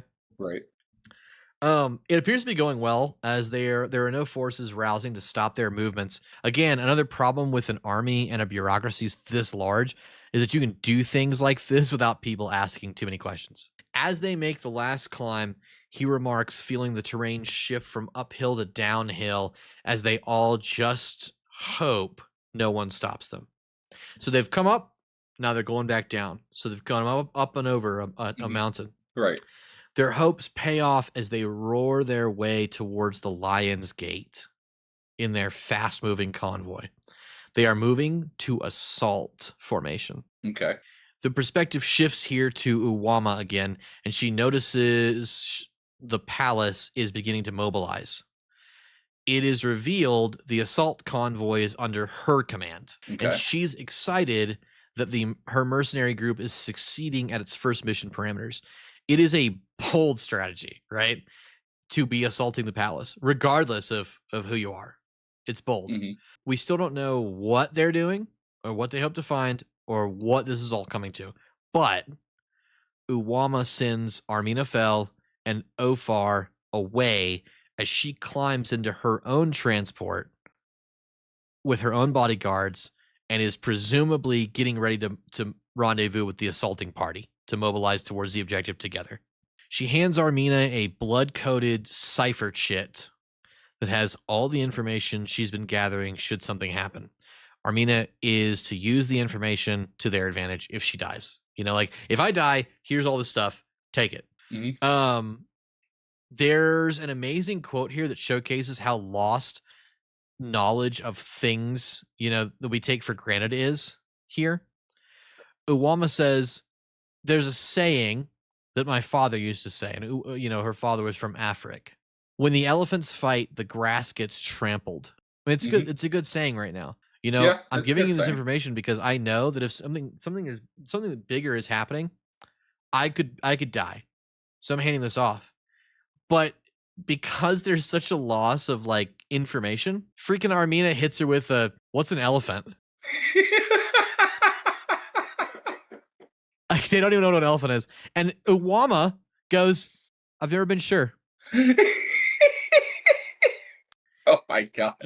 Not only are you going to use this phrase, but I don't even know what this phrase means. Yeah. Nobody gets a free lunch. She ends this chapter by saying, and I cannot say how funny this is because it would be lost right now, right? The brave are always preserved. If you know what this turns into, please hit me with it. Because it is a saying you will hear throughout these books. Listen to how it's said. The brave are always preserved. I love the idea that people can see patterns here, and I won't divulge what this is or what it's connected to unless you know. No, okay. I don't know. My first thought actually goes to Gene Seed, but I don't think that's accurate. No, it's a saying, but we'll get there. When we do get there, I'll bring it up. Chapter 10 starts with Valdor getting his armor and weapons donned with the help of his armor serfs. So just people that are literally alive just to help him put his armor on. Yeah. His armor is completely mastercrafted and ornate out the ass.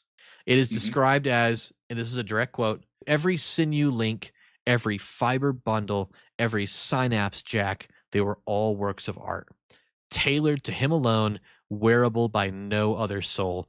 Once dawned, the division between armor and wearer was more a matter of semantics than anything else. For all practical purposes, they became one unit. Like, damn, dude. You know? That's really good. You got to remember, yes, he is the best of the perfect warriors, but every Mhm. Custodes gets the same treatment. Like every Custodes has armor like this. Every Custodes has weapons like this. Even if Valdor is a little bit more than the others, they all are treated this way. So it really shows you how much work goes into just their equipment.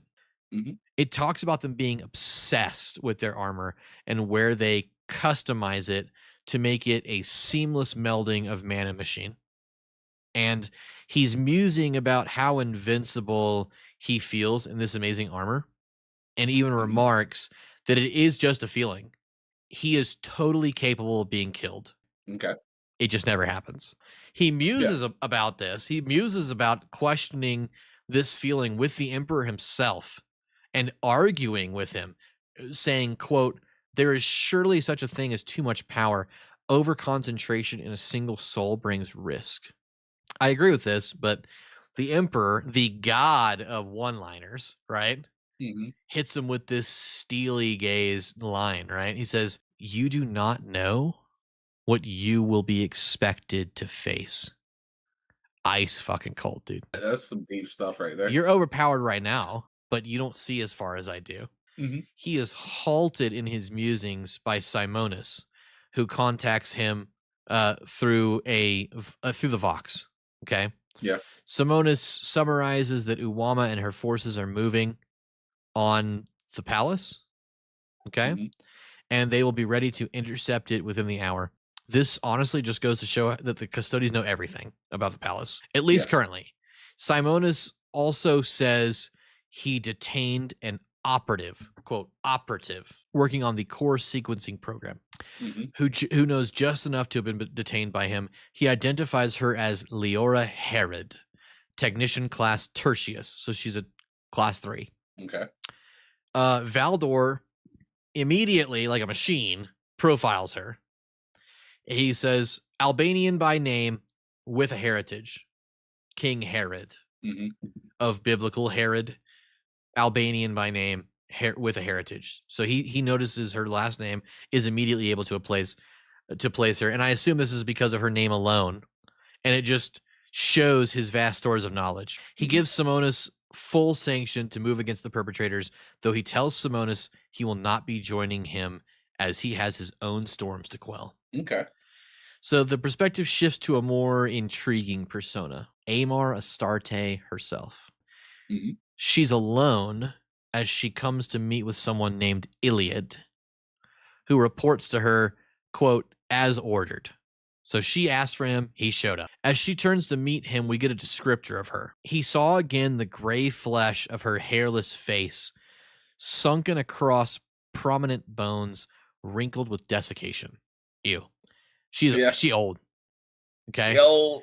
It is stated, however, that regardless of how old people live to be in Warhammer, because they do live for a long time, if they're not Mhm. killed, some of them are hundreds of years old through rejuvenate treatments. Mhm. Amar has decided to forego any of those physical rejuvenations as a badge of her age. So she's still taking the other rejuvenate treatments to like extend her life, but Yeah. she just looks old as shit because she wants to. Okay. It's more as like a badge of her age and a statement to the moral decay that she feels the Imperium is going through. She ruminates over her life's work as she watches a slowly rotating vial of DNA in front of her. And she goes on a bit of a tangent about Valdor and how ridiculous she sees him as a follower, not a leader. Mhm. An end to a means, she said. Not a means to an end, but an end to a means. So he's an answer to a question that someone's posing, not a question that exists. Okay. She states that it should all make everyone very fearful of the great balance of power and its control. But all this is completely lost to Iliad as he tries to change the subject. Iliad says one of his staff members is missing, and Astarte smiles knowingly. He states Leora Herod was acting weird, so he had her investigated. Mhm. And Astarte remarks that Leora was a fine worker, slowly pulling a gun on him in secret before turning around. Okay. Iliad is confused by this, and Astarte brings up the fact that because of Iliad's inquiries to what Leora was doing, that he actually blew her cover as one of Astarte's covert operatives. So because he Okay. reported her and didn't know that Astarte is now turning traitor, she got her cover blown and she was, abducted by the Custodes. Okay. Wow. Okay. She essentially says she was acting on my orders. Since she's a traitor, I guess that makes me a traitor too. And she gives him, she gives him the old 2-piece and a biscuit. She packs it up for him. Er, The problem is this 2-piece and a biscuit. She is old. She got the frail, shaky hands. She catches him in the shoulder, but that's okay because she gives him a dessert too, right to the heart, gangster style. Nothing personal, kid. You know what I'm saying? Er. Just pops him right there. This ends the chapter as she activates servitors to begin a fail-safe protocol, since she knows that because Leora has been captured, she's compromised. Okay. The perspective, Wow. yeah. That's a lot going on right there. Yeah, it is. The perspective shifts into the next chapter. We see a full-blown palace search being conducted by the Adeptus Arbites, which the Adeptus Arbites is essentially the MPs of the Imperium. They are well organized and more structured towards maintaining law and order than the military does, but also they have some of the same equipment. They're like the police with tanks. Okay. Right. So it would look to everyone like an army is being mobilized because most people can't tell the difference. Okay. Still, the infiltration convoy roars towards the main gates into some of the catacomb areas that weave in and out of the work areas here. They speed down unlit cave systems that have been cleared as basic drivable highways, and building material locations to where resources need to be. Mm-hmm. Suddenly, they come to a checkpoint they can't circumvent. Turrets and cordons ping and bang off the outside of their compartment that they're in. It's like an APC. Yeah. As they return fire to scare away the checkpoint officers, they blow through the checkpoint into a massive underground strut section beneath the walls of the palace. So they come out into this massive cave, and all it is like someone undercut a world in Minecraft, and there's like pillars holding up the city. That's what it's described as. Yeah. I love chapters like this because it feels like every time I've been a convoy or transport driver in like a Mill Sim or Star Citizen. So like I know what those drivers are feeling of just like go, like take every possible entry to just keep moving forward. I don't have any combat experience at all, just video games and books and stuff. But I've been in those situations in those video games like that. It's a cool feeling to be able to put it into perspective like that. Yeah. After passing through another checkpoint, they finally rendezvous with all these other team members, and we come across a surprise down here. Standing in repair welded armor, red plumed helms, and holding older slug throwing weapons, there are some Thunder Warriors, and Ushatan himself is down here. Okay. He is described finally as wearing armor that is, quote, bronze so dark that it could have been iron, lined with blood red lacquer and covered in battle armors. He's that meme where the guy like throws his coat off and he's got like 200 fucking medals on his chest, Yeah. That's Ushatan. He's a total badass. Yeah. Despite whatever did happen to the Thunder Warriors, Ushatan is still wearing the Raptor Imperialis emblems and the Lightning Eagle out of honor. Mm-hmm. They never betrayed their oaths. They're just gone. They're gone right now. He's surprised that Uwama and all these other humans are actually going to join them. And here we see who's really orchestrating this assault. Uwama and the others up until this point seemed to be the main pushers of this assault. and this scheme. But now we know Ushatan is at the heart of it. He's the one who's been orchestrating it. And because Ushatan is at the heart, we know what the tone of the next couple chapters is going to be. Uwama goes out of her way to, and this is pointless in my opinion, tell them to, quote, keep the bloodshed to a minimum. Yeah, good luck with that. That's all I can say. You know what I'm saying? Okay. This is after she's been told by Valdor, by the way, that they're bloodthirsty. She's like, just don't kill anybody that doesn't need to be killed. Okay, boss, loading up every round. Yeah, exactly. Ophar begins to speculate that maybe, because again, they know that the Thunder Warriors are gone. They don't know how or why. So there's going to be some speculation here as to what you're going to get filled in, right?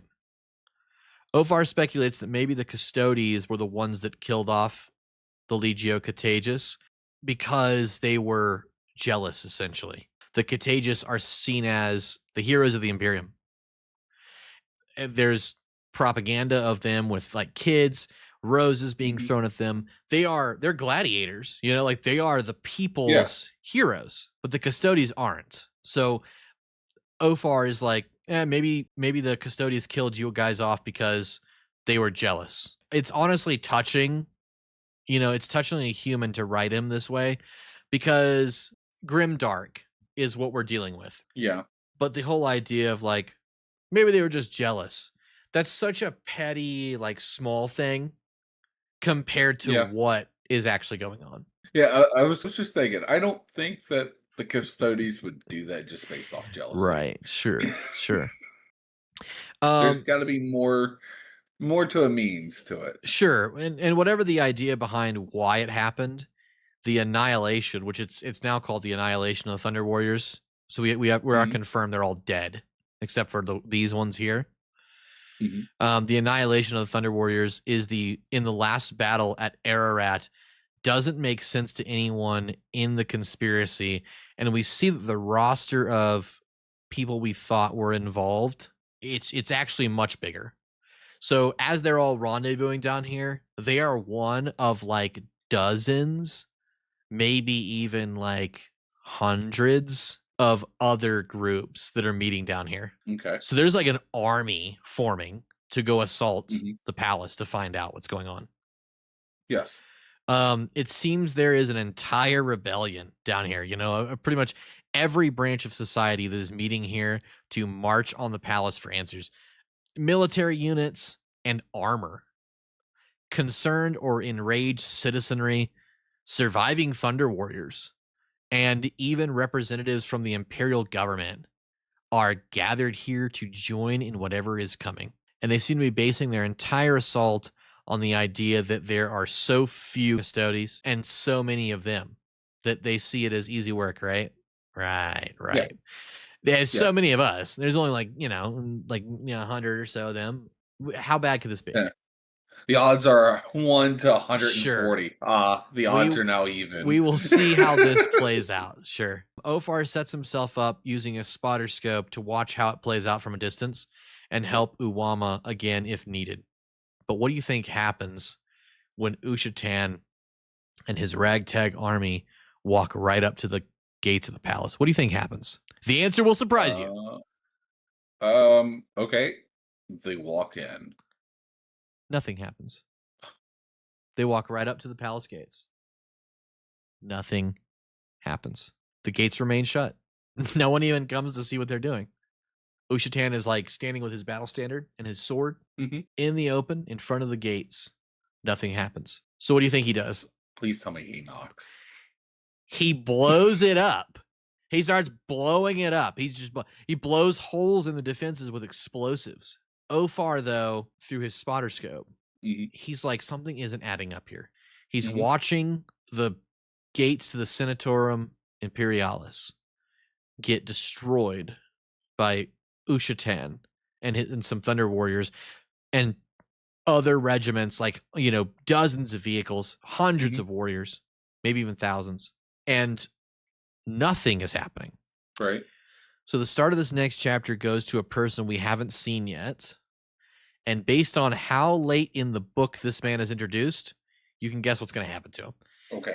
Captain Bordamo is, dude, get ready, right? That's a great headstone. Captain Bordamo is sitting, readying himself and loads of other officers and soldiers of the Castellan Exemplars to turncoat in support of a stated her. Who do you think that is? I'm not going to be able to pronounce her name, but it's Ushamar? Oh, No. Uwama Kandawire? Uwamakam. Yeah. Could be. All at once, though, they start moving to go somewhere with weapons ready and rapid mustering. They're just moving. Bordamo, however, unlike Uwama and her forces, they turncoat brutally. You know, Uwama and them, they were moving into their areas without bloodshed. These guys are just start killing the other people. So they turn traitor and just start killing everyone. They dispatch several loyal soldiers on their way to join whatever it is they're going for. As they hear the charges going off outside, they descend to a rendezvous down a lift shaft. There are bodies down here, right? Blood spilled everywhere by their constituents to cover their tracks. They seem to be moving to help some her known as the Prophet. They keep calling her the Prophet. Okay. Probably not Uwama Kandawire. No, I don't think it is anymore. They start loading themselves into a steel lift cable to descend kilometers into the mountain to get to some key areas. What's down there is the dungeons where the gene vaults are located. That's where they're trying to go. Okay. So the old lady. Yep. They want her. They're moving. They're probably going to help her. Everything here seems super organized and ready to go and totally efficient. But as the elevator begins to lower, just get ready, bro. You're about to laugh with me. This is one of my favorite parts of this book. Okay. As they start to go down the elevator shaft, it gets caught on something with Bordamo and his men inside this thing. Keep in mind, it's like a mining lift. So it's a solid steel cage. 30, 40 people could be in there, and it's moving down. It gets caught on something. They look up to see what's going on, and I'll have you guess what is going on. What stopped them descending? My initial visualization is a custody holding the wire. It's a freaking custodes just like holding the cable in his hand. Yes, so he's got the whole fucking thing in his hand. You know what I'm saying? Yes. Just holding it. Just ching.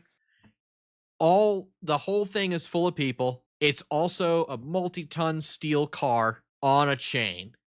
Lightweight. And he's just holding it. And again, you know, we see it through the lens of humans that haven't really seen what these post-humans are capable of. And the thing is, because they haven't seen what they can do, they're sure as hell don't have the firepower to deal with this or to even stop it. So it's described that they are all aiming and shooting up at this guy, and it's just fizzing and pinking off his armor without doing anything. And the custodians just yanking their shit up the shaft like, and I quote, like a fisherman spooling in a line. Not hauling. He's spooling it, dude. He's not, there's no resistance. There's no effort. He's yanking them up. They're probably in there like, you know, like bouncing around and shit. As he's just going hand over fist. Bro's not playing around. The funniest part of this interaction for me comes at this point as the warrior just starts bam-bamming their shit back and forth like a whip. He hauls the steel lift out of the shaft and is like slamming it like bam bam, dude. Smashing it open on the ledge he was hauling up from. It's literally told from Bardamo's view as, quote, the golden devil had thrown the cage across the muster hall, swinging it one-handed and sending it careening into a buttress pillar. Time's up, boys. Time's up. Yep. The custodes pulls up on him, just loping like a beast, it is said. And he just pulls him up one-handed, and we find out it is indeed Simonus. Simonus is the Custodes that has this motherfucker in his grip. He wants to know where Amar Astarte is, which clues us in as to who these guys belong to. I mean, it is the prophet they're following is indeed Amar Astarte. Okay. And to Bordamo's credit, I'm going to give him credit here. He chooses defiance. Even after all that shit, he chooses defiance. Up until the point where Simonus just powders his spine with the twitch of his fingers. But I mean, it's even said that he has him up in the grip, and he says just by the barest thought of a flex of the fingers, Bordamo's neck is gone. So barely, just like a boop, he's just gone. Simonus is the next subject of perspective here, and I love it because it's just like total Doom guy after this, right? Yeah. He is distressed on how long they've been waiting to spring this trap for the Castellan exemplars. So he's got essentially wall hacks enabled in his visor. He literally just like looks up, and it's described as he can see through the walls and the data streams to see all the soldiers moving to enact their plan while Custodes hunt them down. So he's like watching Pac-Man through the walls, and the ghosts are killing right now. Yeah. He's disappointed how long they have known about this prophet cult and how much they have let it continue. So they knew about all this. It's pretty crazy. While Valdor took in the information before his current deployment, but he's ready to put it down. And Simonus is peak efficiency here, as he and his men just, quote, drop like stones down the kilometers long shafts in total darkness. They just, like the second Spy Kids movie, they just fucking fall down the shaft. It's described as they walk off the edge and they're just all the way down, right? Yeah, straight. Just before they hit the bottom, they execute the old chain grab auto stop that writers and video games love so much. You know, it's okay. I love it too. And I'm not even really a Custodes fan, but Simonus here, okay, is just an amazing example of them being badass and not just ridiculous because we say so kind of writing. He's powerful, and he's just a Custodes. Like, yeah, he's probably a lieutenant or maybe he's a higher ranking one, but he's just a Custodes. There's no golden boy does everything really good. It's like he's a killer. All he was waiting for was to be told to do it. Yeah.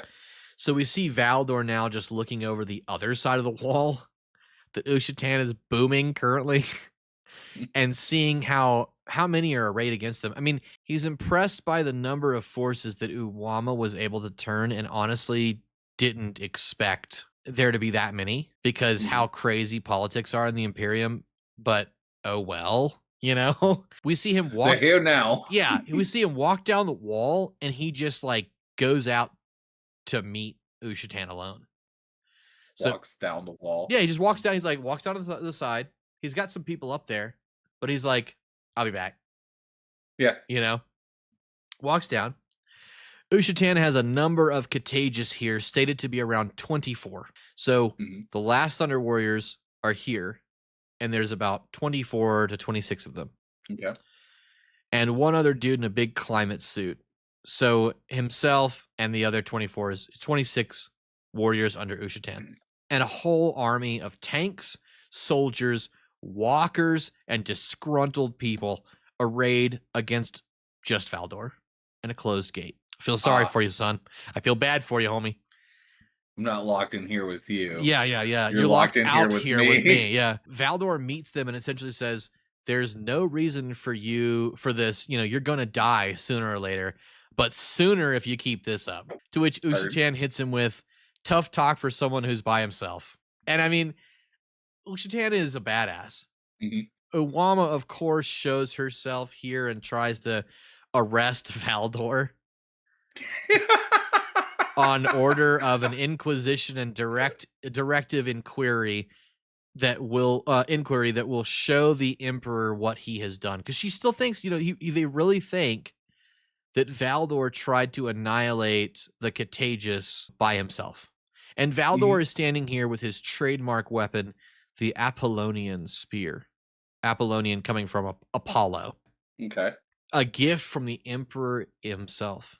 This was the Emperor's weapon before it was Valdor's weapon. Do you know anything about the Apollonian spear? I think so. I think it has the ability to learn and understand the person it kills, and it's transferred directly to Valdor. Yes, you do know it.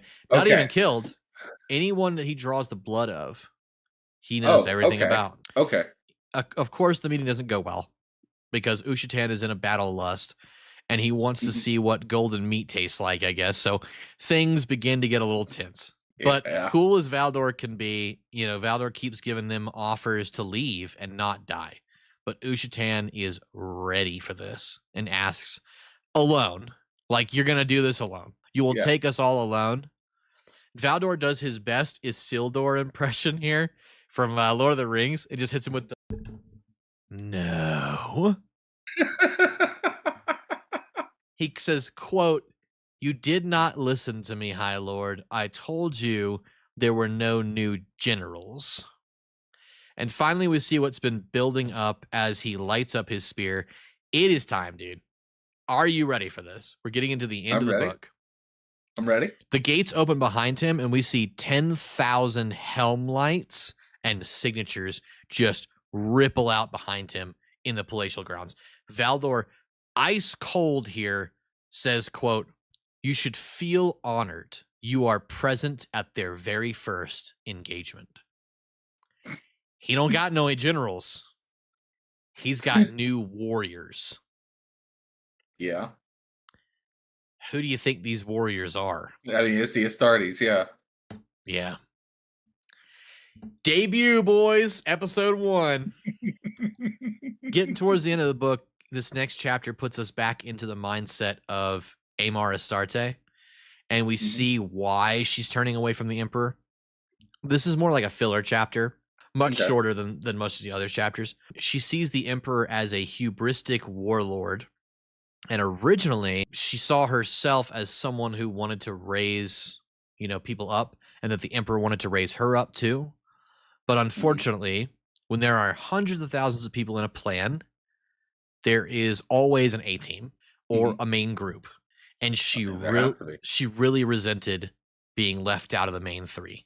The Emperor, the Sorcerer, the Warrior. She thought she would finally do something different than, quote, making monsters. Because you got to think, before the Emperor, everybody was doing this. Like, everybody was making techno-barbarians, is what they were called. Right. So, she thought she would finally do something different when she joined, only to be relegated to doing the same stuff, gene research. She was always doing that before and resented it all along. And it's one of those things like, just say something, though. Right. Like, I don't know. It seems like the Emperor was handpicking people for certain things. Maybe you could have, like, shown more initiative to showcase other talents. Like, oh, I'm the gene specialist, and I'm a good juggler.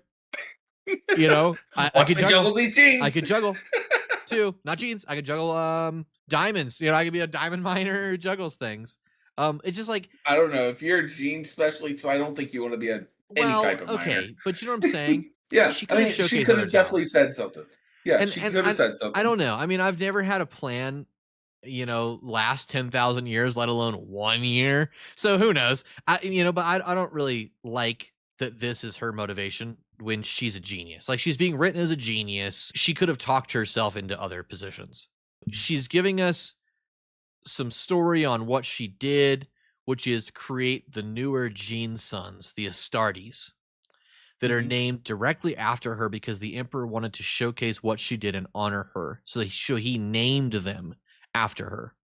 But it's soured with her now after the loss of her instigator subjects. So after the 20 were lost, it soured the experience for her. She lost those subjects during the destruction mentioned before, and now she feels like she has lost all control without them.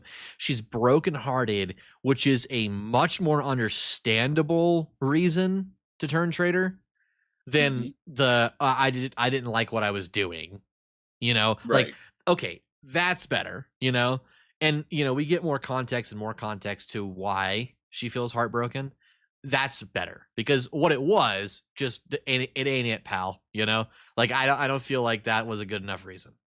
I might be wrong, but we go back to Aquila here before the end of the book here in the next chapter, and we see him just sitting in a tank, wondering why no one is shooting Valdor. He's sitting in a tank, and he's like, all he can see is all of them and just one Valdor. So it's like, it's no brainer, right?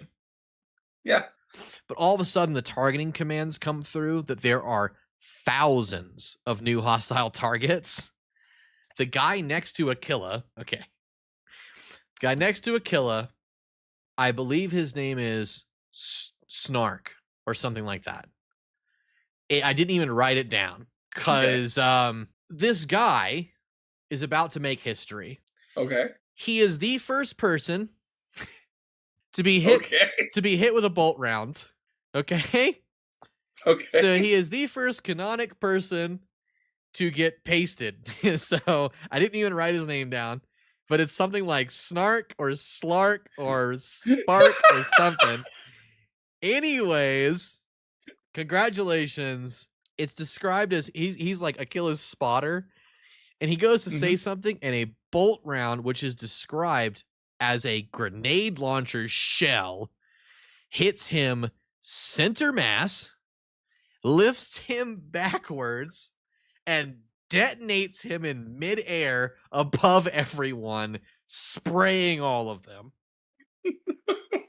My God. And that is the first Astartes bolt round to have killed someone in the chronology here. I'm not going to count the rest because I can't count that high, but the first one is worth writing down here. Okay. So it is apparently not. You didn't write his name down. I wrote it down. You're right. I didn't write his name down, but it is a total slaughter. Okay. So these new Astartes soldiers just start mowing everyone down. They're putting this insurrection in the ground tonight. These Astartes have symbols marking them, described as, are you ready? A winged blade etched on a dark gray ground. A winged blade? A blade with wings. Okay. Do you know who those are? A blade with wings. The Blood Angels. They are the Dark Angels. Angels, okay. These would be the original chapter, which would either be the Uncrowned Princes. It didn't have the. Yeah, it would either be the Blood Angels is a blood drop and wings. Right. The Dark Angels is the sword and wings. These would either be the Uncrowned Princes or they would be the Angels of Death. They are the Angels of Death. It's stated they are. So these are the proto Dark Angels. All of these warriors are First Legion. You can guess that they are. It's not stated that they aren't, but they do say that it's a full Legion. So if it is, they're all the same. A equals B equals C here. These are all, to me at least, the Angels of Death or the Uncrowned Princes. They're Dark Angels before they found the Lion. They are unstoppable by these rebels and traitors because nothing they have can fight this newest technology. Yeah. Their speed, their firepower, their technology, all of it is surpassed by these warriors. Back in the mountain, though, Simonis is catching up to Amar, Astarte. He's outstripped his other warriors. He's chasing her down alone. Simonis passes through vaults that have symbologies above them, marking out what's inside. Quote, he sees a raptor, not velociraptor, a raptor, the bird. A lightning strike, a drop of blood with stylized wings, and a wolf's head. And I get tingles when they mention the legions here. But do you know which legions they represent? I will give you bonus points if you know their pre-Crusade names. I'm not going to know their pre-Crusade names. That's fine. A raptor. Okay. So just a bird. The raptor. Blood Ravens. No. No? Raven Okay. Guard. Raven Guard. Raven Guard. Blood Okay. Ravens are 40k. Okay, sorry. You're good. They're also known as the Raven Guard pre-Crusade. It was a little tricksy there. All right. Lightning Strike. The Lightning Strike. It's the White Scars, but yes, it's not the White Scars. It's before the White Star Scars. Hunters. The Star Hunters. Okay. Okay.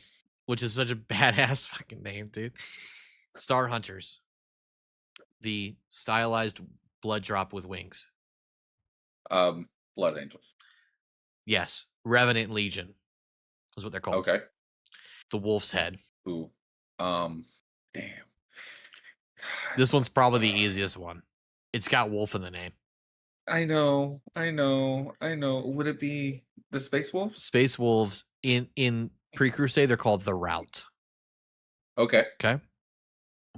Because they're so potent that people just flee from them. So they're called the Rout. Heard. Because they will rout you. This chase culminates in Simonis finding her Amar Astarte in one of the last repositories of what will later become called Gene Seed. It's not called Gene Seed now, but it is in fact the last bit of Gene Seed on Terra. Simonis attempts to apprehend Astarte, but she does the old "don't come up here" scenario and tries to get away. Simonis climbs towards her to apprehend her. Still, as she begins to rave against the decisions to make more warriors, she knows they will fail. They aren't perfect, and with the loss of the originals, they will never be perfect. These new Astartes are broken in ways that she can't fully describe, but she doesn't have to because the room explodes. Oh. She literally, as Simonis grabs her and crushes her foot to try and stop her, she like opens up her robe and she's strapped, dude. She's got like C4 all over herself. And it's funny because, and I didn't put this in here, but I'll talk about it. As she's depressing the button, this is how fast Simonis is. Simonis is able to, as she's just going like that, okay? He's able to pull his knife, yank himself up one-handed, and almost gets her arm completely off before she presses the button. That's how fast he is. Pretty quick. But he doesn't. The whole room explodes. All the Gene Seed is blown up. Destroyed. That's not good. The final confrontation here is Valdor wrecking house. I mean, he is able to kill almost every single one of the Thunder Warriors except Ushatan. And we get an amazing melee fight here between two old comrades and warriors before some of the final scenes. So Ushatan puts up a hell of a fight, but he really is not a match for Valdor. Ushatan and Valdor debate during this fight about what the inevitable fate of these new warriors will be. You know, they are killing the Thunder Warriors, so why wouldn't the same thing happen to the Astartes or even the Custodes? Valdor agrees that he doesn't like them either. He doesn't like the Astartes, but it is the next step in the plan either way, and because he's a follower of the Emperor, he's going to do it. Valdor kneels down after dealing a mortal blow to Ushatan and draws a mercy blade to see his old friend one last time. And it's honestly sad because, you know, Custodes are seen as like these implacable, faceless warriors. But it's sad to see because they really were close on the battlefields of Old Earth. They really were. And before the Imperium took over, they were the ones pushing everything. Ushatan even hits him with the old, "You always were a miserable bastard," like kind of line. You know what I'm saying? Yeah. As Valdor shows remorse and regret here for having to do this, he says, quote, "I take no pleasure in doing this, Lord Primarch," giving him an honorific. He says, "You were one of our finest commanders." Ushatan asks where the commanders for these new warriors are because he knows the structure. Valdor says, just hits him with, "They are lost." He pities him for what Valdor, you know, is. I mean, Ushatan brings up Mullin's sin one last time and tells Valdor that he pities him for what Valdor is. He pities Valdor because out of the two of them, Ushitan lived, however hard and painful it was. He was human, and he was turned into a Legio Contagious, but it was painful. He was full of disease, cancers, hard growths, but he lived. And he asked Valdor, quote, "What is left of you, Constantine? What more can he take from you that hasn't already been taken?" And Valdor, which of course he's talking about the Emperor, Valdor replies coldly after slamming home the knife to mercy kill his friend, "Nothing. Nothing at all." Right. At the other end of the battlefield, Uwama is running for her life. The second fighting erupted, she started hightailing it out of there. She's dodging and weaving. Shots are killing everyone around her except for her. And that's when it dawns on her. She's not being targeted. She's being shown the error of assumptions. They assumed the palace was unguarded. They assumed the custodians were off doing other things. They assumed there were no new generals. They assumed they could topple one of the big three: the Emperor, the Warrior, the Sorcerer. Right. They were wrong. And Valdor walks up to her on the field with these angels of death fanning out behind him, just finishing people off on the ground. Valdor walks up to her on the field, and his demeanor is wounded. He's wounded from fighting Ushitan, which shows not how powerful Ushitan was, but how close he let Ushitan get to him as a friend and a warrior. Ushitan would never been able to hurt him, ever. But because Valdor was so close to him, he let him closer than he ever should have. Yeah. He really did like Ushitan and wanted the fight to be personal, and intimate if it had to come to it. And the next couple sentences highlight a trope that I love in literature, which is when a throwaway line comes back as a main text substation here for driving a decision or a moment. Uwama asks why he didn't kill her, and Valdor throws the quote right in her face that she was saying earlier. "Because you're High Lord," right? Yeah. Just throwing her earlier ignorance right back in her face. Because, of course, her ignorance once again comes back around. And she uses it again and defiantly asks, I were? Like she's still gonna be, She's ignorantly asking. He doesn't even dignify that with a response, which is good. Because the only way I could dignify it with a response is if I was like Rick James, The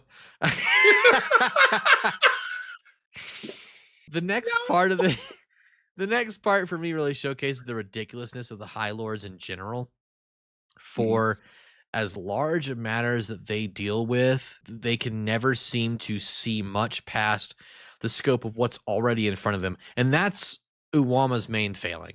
She's so down in the weeds on one little thing that she misses the purpose and the truth entirely. Like Valdor states, these warriors are necessary because there is still conquest in the future. To which Uwama says, "Where?" Well, we know where. All right. Terra is close to total conquer. And what else is there left for the Emperor? Fucking big smile, right? We going universal, bro. Valdor tells her that already there are ships being built to carry these warriors to the stars and beyond.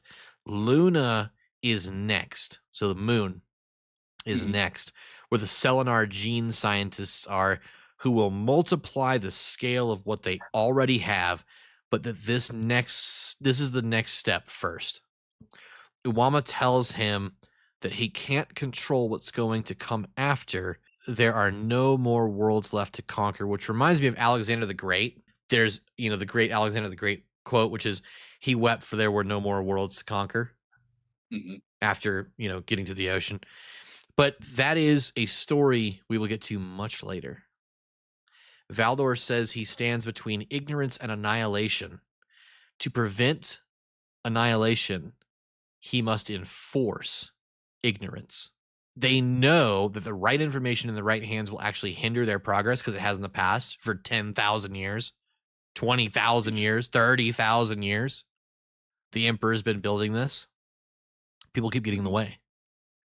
So the best way to stop people from getting in the way is to create ignorance. Right. They know that. And so they must keep everyone in the dark. You know, she ends by asking him what happened at Mount Ararat. And this is the coldest, this is the most ice cold line in the whole book.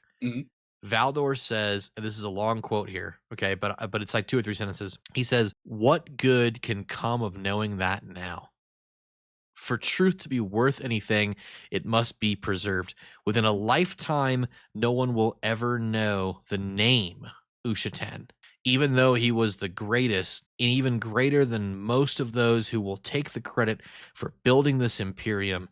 It matters not what is done by who to whom, unless it is remembered. So I give you nothing here, High Lord, nothing of worth, for what you ask is destined to be forgotten." A real, like, history is written by the victors quote, dude. I mean, my God, it's like so solid. It like reeks of the Imperium. You know, you and I are going to come to read more and more about the Imperium. It just, this is like the most forward Imperium thing that Valdor could say right now. And it's about 1,000 years before any of it becomes super relevant. But Valdor here helps her and takes her out of here, because out of everything she was right about, and she was right about quite a bit of things, she was never right about Valdor. So he helps her leave the battlefield. And the last chapter before the epilogue has yet again a new perspective. We will see a lander touches down and out pops. Are you ready for this? The Giga Chad OG GOAT, Space Granddad himself, Malkador the Sigillite.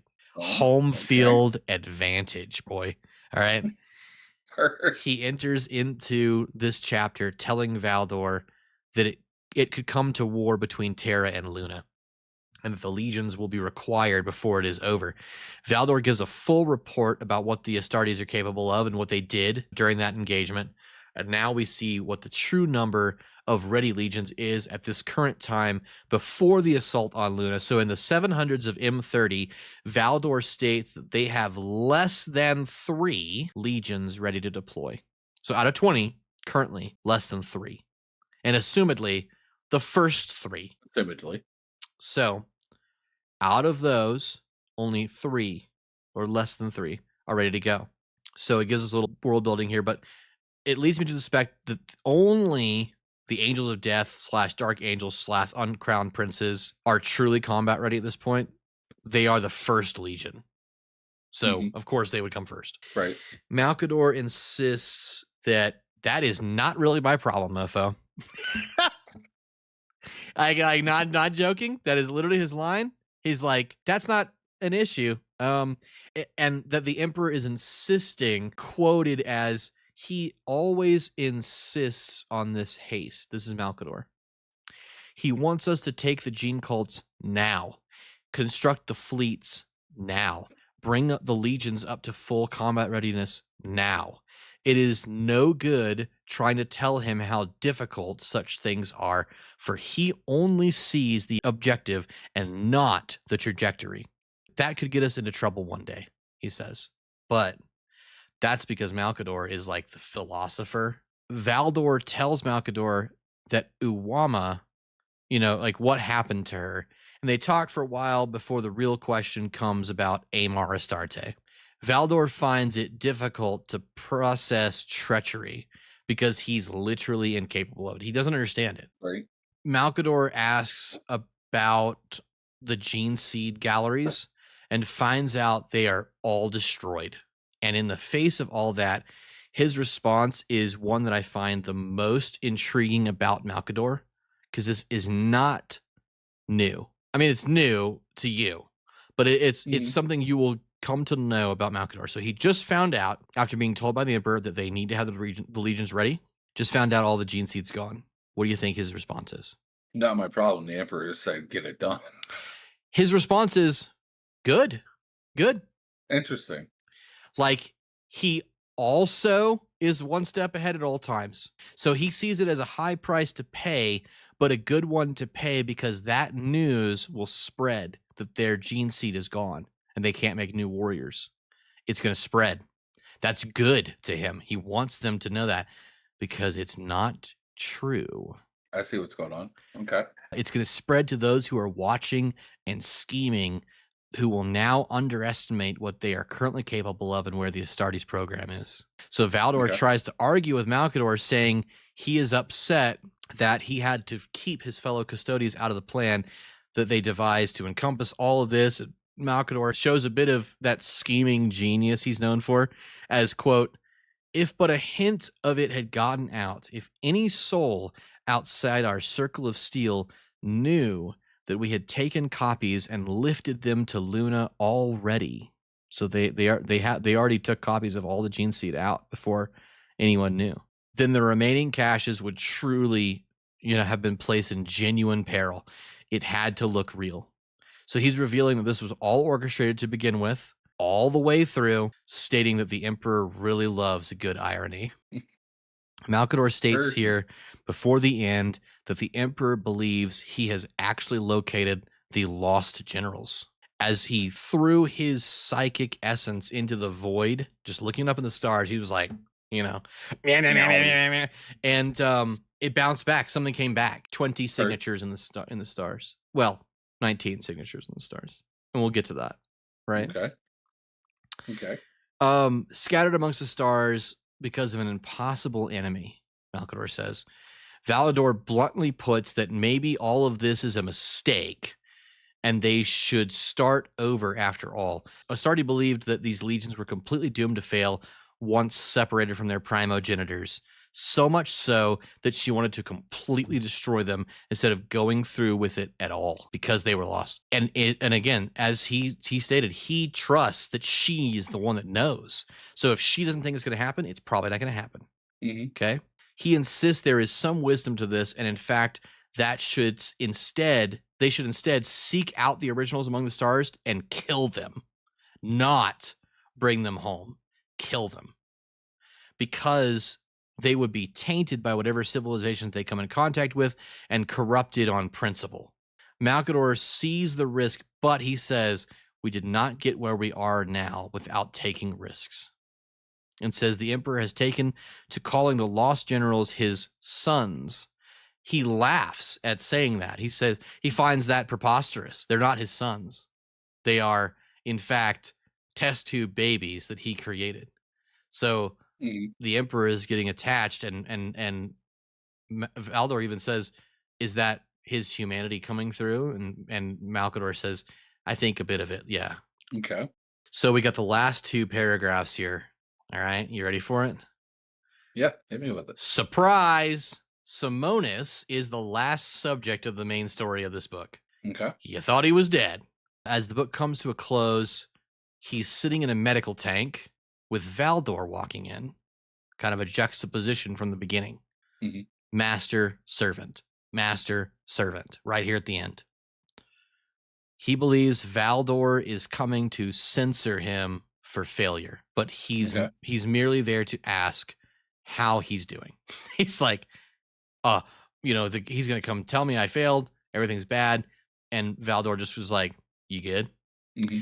Valdor charges him with defending the Senatorium Imperialis, but that it wasn't his fault how it all played out, and he should not be blamed at all. He is impressed that Simonis was even fast enough to get where Astarte was before the destruction, which confuses Simonis, but then he remembers his duty and assents to the assessment of his duties and worth. Because he's like, I failed. All of the gene vaults are gone. Mm-hmm. Now, Valdor doesn't tell him that that's not true. He just tells him he's not at fault. Right. Valdor says that he and Malkador have agreed on special training for the Custodes, which he calls games, where they will generate threats and solve them internally. So the blood games are born. And this is really big for, Custodes players and Custodes lore fans. The blood games are really cool, and we'll get into that more later. But they are, you know how every legion has their thing? The blood games are the Custodes' thing, in my opinion. Some people would argue that their thing is that they're the sons of the Emperor and they are the best of the best. That's a plot device to me, dude. Their thing is the blood games, in my opinion. Okay? Okay. The stronger they become, the more they can do for the Emperor and the more they can protect him from. There is a bit of an epilogue here that we're going to go through before the end of this book, which is, you know, we're sitting at like almost 3 hours on recording here, which we're going to have to edit it down for sure. But there's a reason I didn't do Last Church, because there's just so much here. And I don't think, you know, going forward, I'm going to do this much for the books. Maybe I will. Maybe I will. Who knows? Maybe we'll have 300 fucking episodes. Right? But the thing is that it's really important for this first one for us to establish some things. Okay. So we've established how the Astartes fight. We've established who the Custodes are, how the Imperium works, the setup of the palace, you know, the trefoil or the Treyarch. We talk about Malcador. We've talked about Valdor. We've talked about the Imperium. We've talked about Amar Astarte. So there's a lot of like really important things for this to be your book 1. Right. If this is not in fact book 1, this is book like 50, right? Or book like 60, maybe even. But out of the whole thing, but in my case, this is my book 1. This is book 1 chronologically. So it's important to have talked about a lot of this stuff. And for whoever's still listening, you know, thanks. But the epilogue here, Uama Kandawire leaves the low orbit of Terra, bound for a station known as the Arquebus. So there, she's going to make the days-long preparation to leave Terra's orbit for good. She is getting as far away as possible from Terra while she still can, and keeps moving to not be spotted or noticed. But in reality is a runaround for her to go back home. So she's doing all this so that it looks like she's leaving, when in fact she's just going to come right back to a place called Zanbar, which I'm assuming is Zanzibar. Sure. Okay. You know, but it is in fact Zanbar now. It's said to be on the eastern coast of Africa. And here she's going to retire quietly back in the homeland of her birth with whatever she can scrape together. She's gotten rid of all of her money. She's turned into a complete nobody to get away from her failure. Okay. Whatever she can scrape together for herself is hers, much like her father did so long ago. And after a few nights of looking up at the stars and seeing the movements of ships and orbitals moving to build the fleets that will take the Emperor's new legions into the stars, she sees a man approach. It's Ophar. Ophar sees her here after returning home and tells her he will give her the years he has left helping her rebuild and make a life for herself here, come what may. And that is Valdor, Birth of the Imperium. That's really good. I enjoyed that. Yeah. What do you think about the story, you know, so far? This was kind of like a plot twist that was given to you in parts. Right. I mean, the plot twist of, you know, all the gene seeds getting destroyed, but not actually, but they are, but they're not actually. Sure. Is, and the Astartes being created in this book, you know, like the first time they're unleashed. Yeah, and then the battle with the Astartes, that's pretty neat, not gonna lie. Yeah. Valdor, honestly, I think Valdor shows a bit of humanity more than he wants to lead on. Yeah. No, I agree. You know, because I think that if he was as cold as he spoke, then she wouldn't have gone back to Africa. She would have been dead. Sure. High Lord or not. It's like you're betrayed. But again, it's like you said, he doesn't understand what betraying is. He can see it. He can tell it. He just doesn't understand it, right? Like he's like, why would you do this? Like this doesn't make any sense, you know? Right. Whereas the Astartes are like, betraying, kill them. Yeah. So I mean, it's an interesting story. It's a lot to process, and I'm trying to process it as fast as possible. Sure. After I typing all this, reading, like, you know, listening to it, reading it while I'm listening to it to make sure I get all the words right, and like typing it, I feel like a dog that just got taken on a brand new walk, and I'm just like fucking pooped, dude. You know, like it's a lot. You know, we're sitting at 17 pages of notes for this book, and the book itself is 6 hours and like 30 minutes long, I think, on Audible. Look, you took 3 hours off. I know, I halved it. But I think you know, we'll skim over some things when we establish them going forward. Mhm. We'll have shorter episodes and more stories. So potentially the next episode we're looking at putting together is going to consist of 5 short stories, hopefully. I know last time we said it was going to be Valdor and the Last Church. It's Valdor's quite a complex subject matter. And we talked about this earlier. As far as controversial things goes, it's not too bad of a book.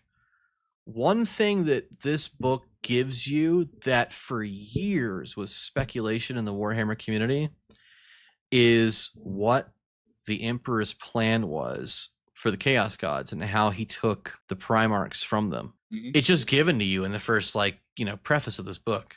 I would say that's controversial because for years, you know, I was watching just Wolf Lord Row, you know, I was watching Major Kill, I was watching Luton 09, I was watching all sorts of videos for years that have just been speculating on, you know, what the Primarchs are and where they came from and all this other stuff. And then it's just given to you right here, the very first book that you're listening to here for the chronology. Yeah.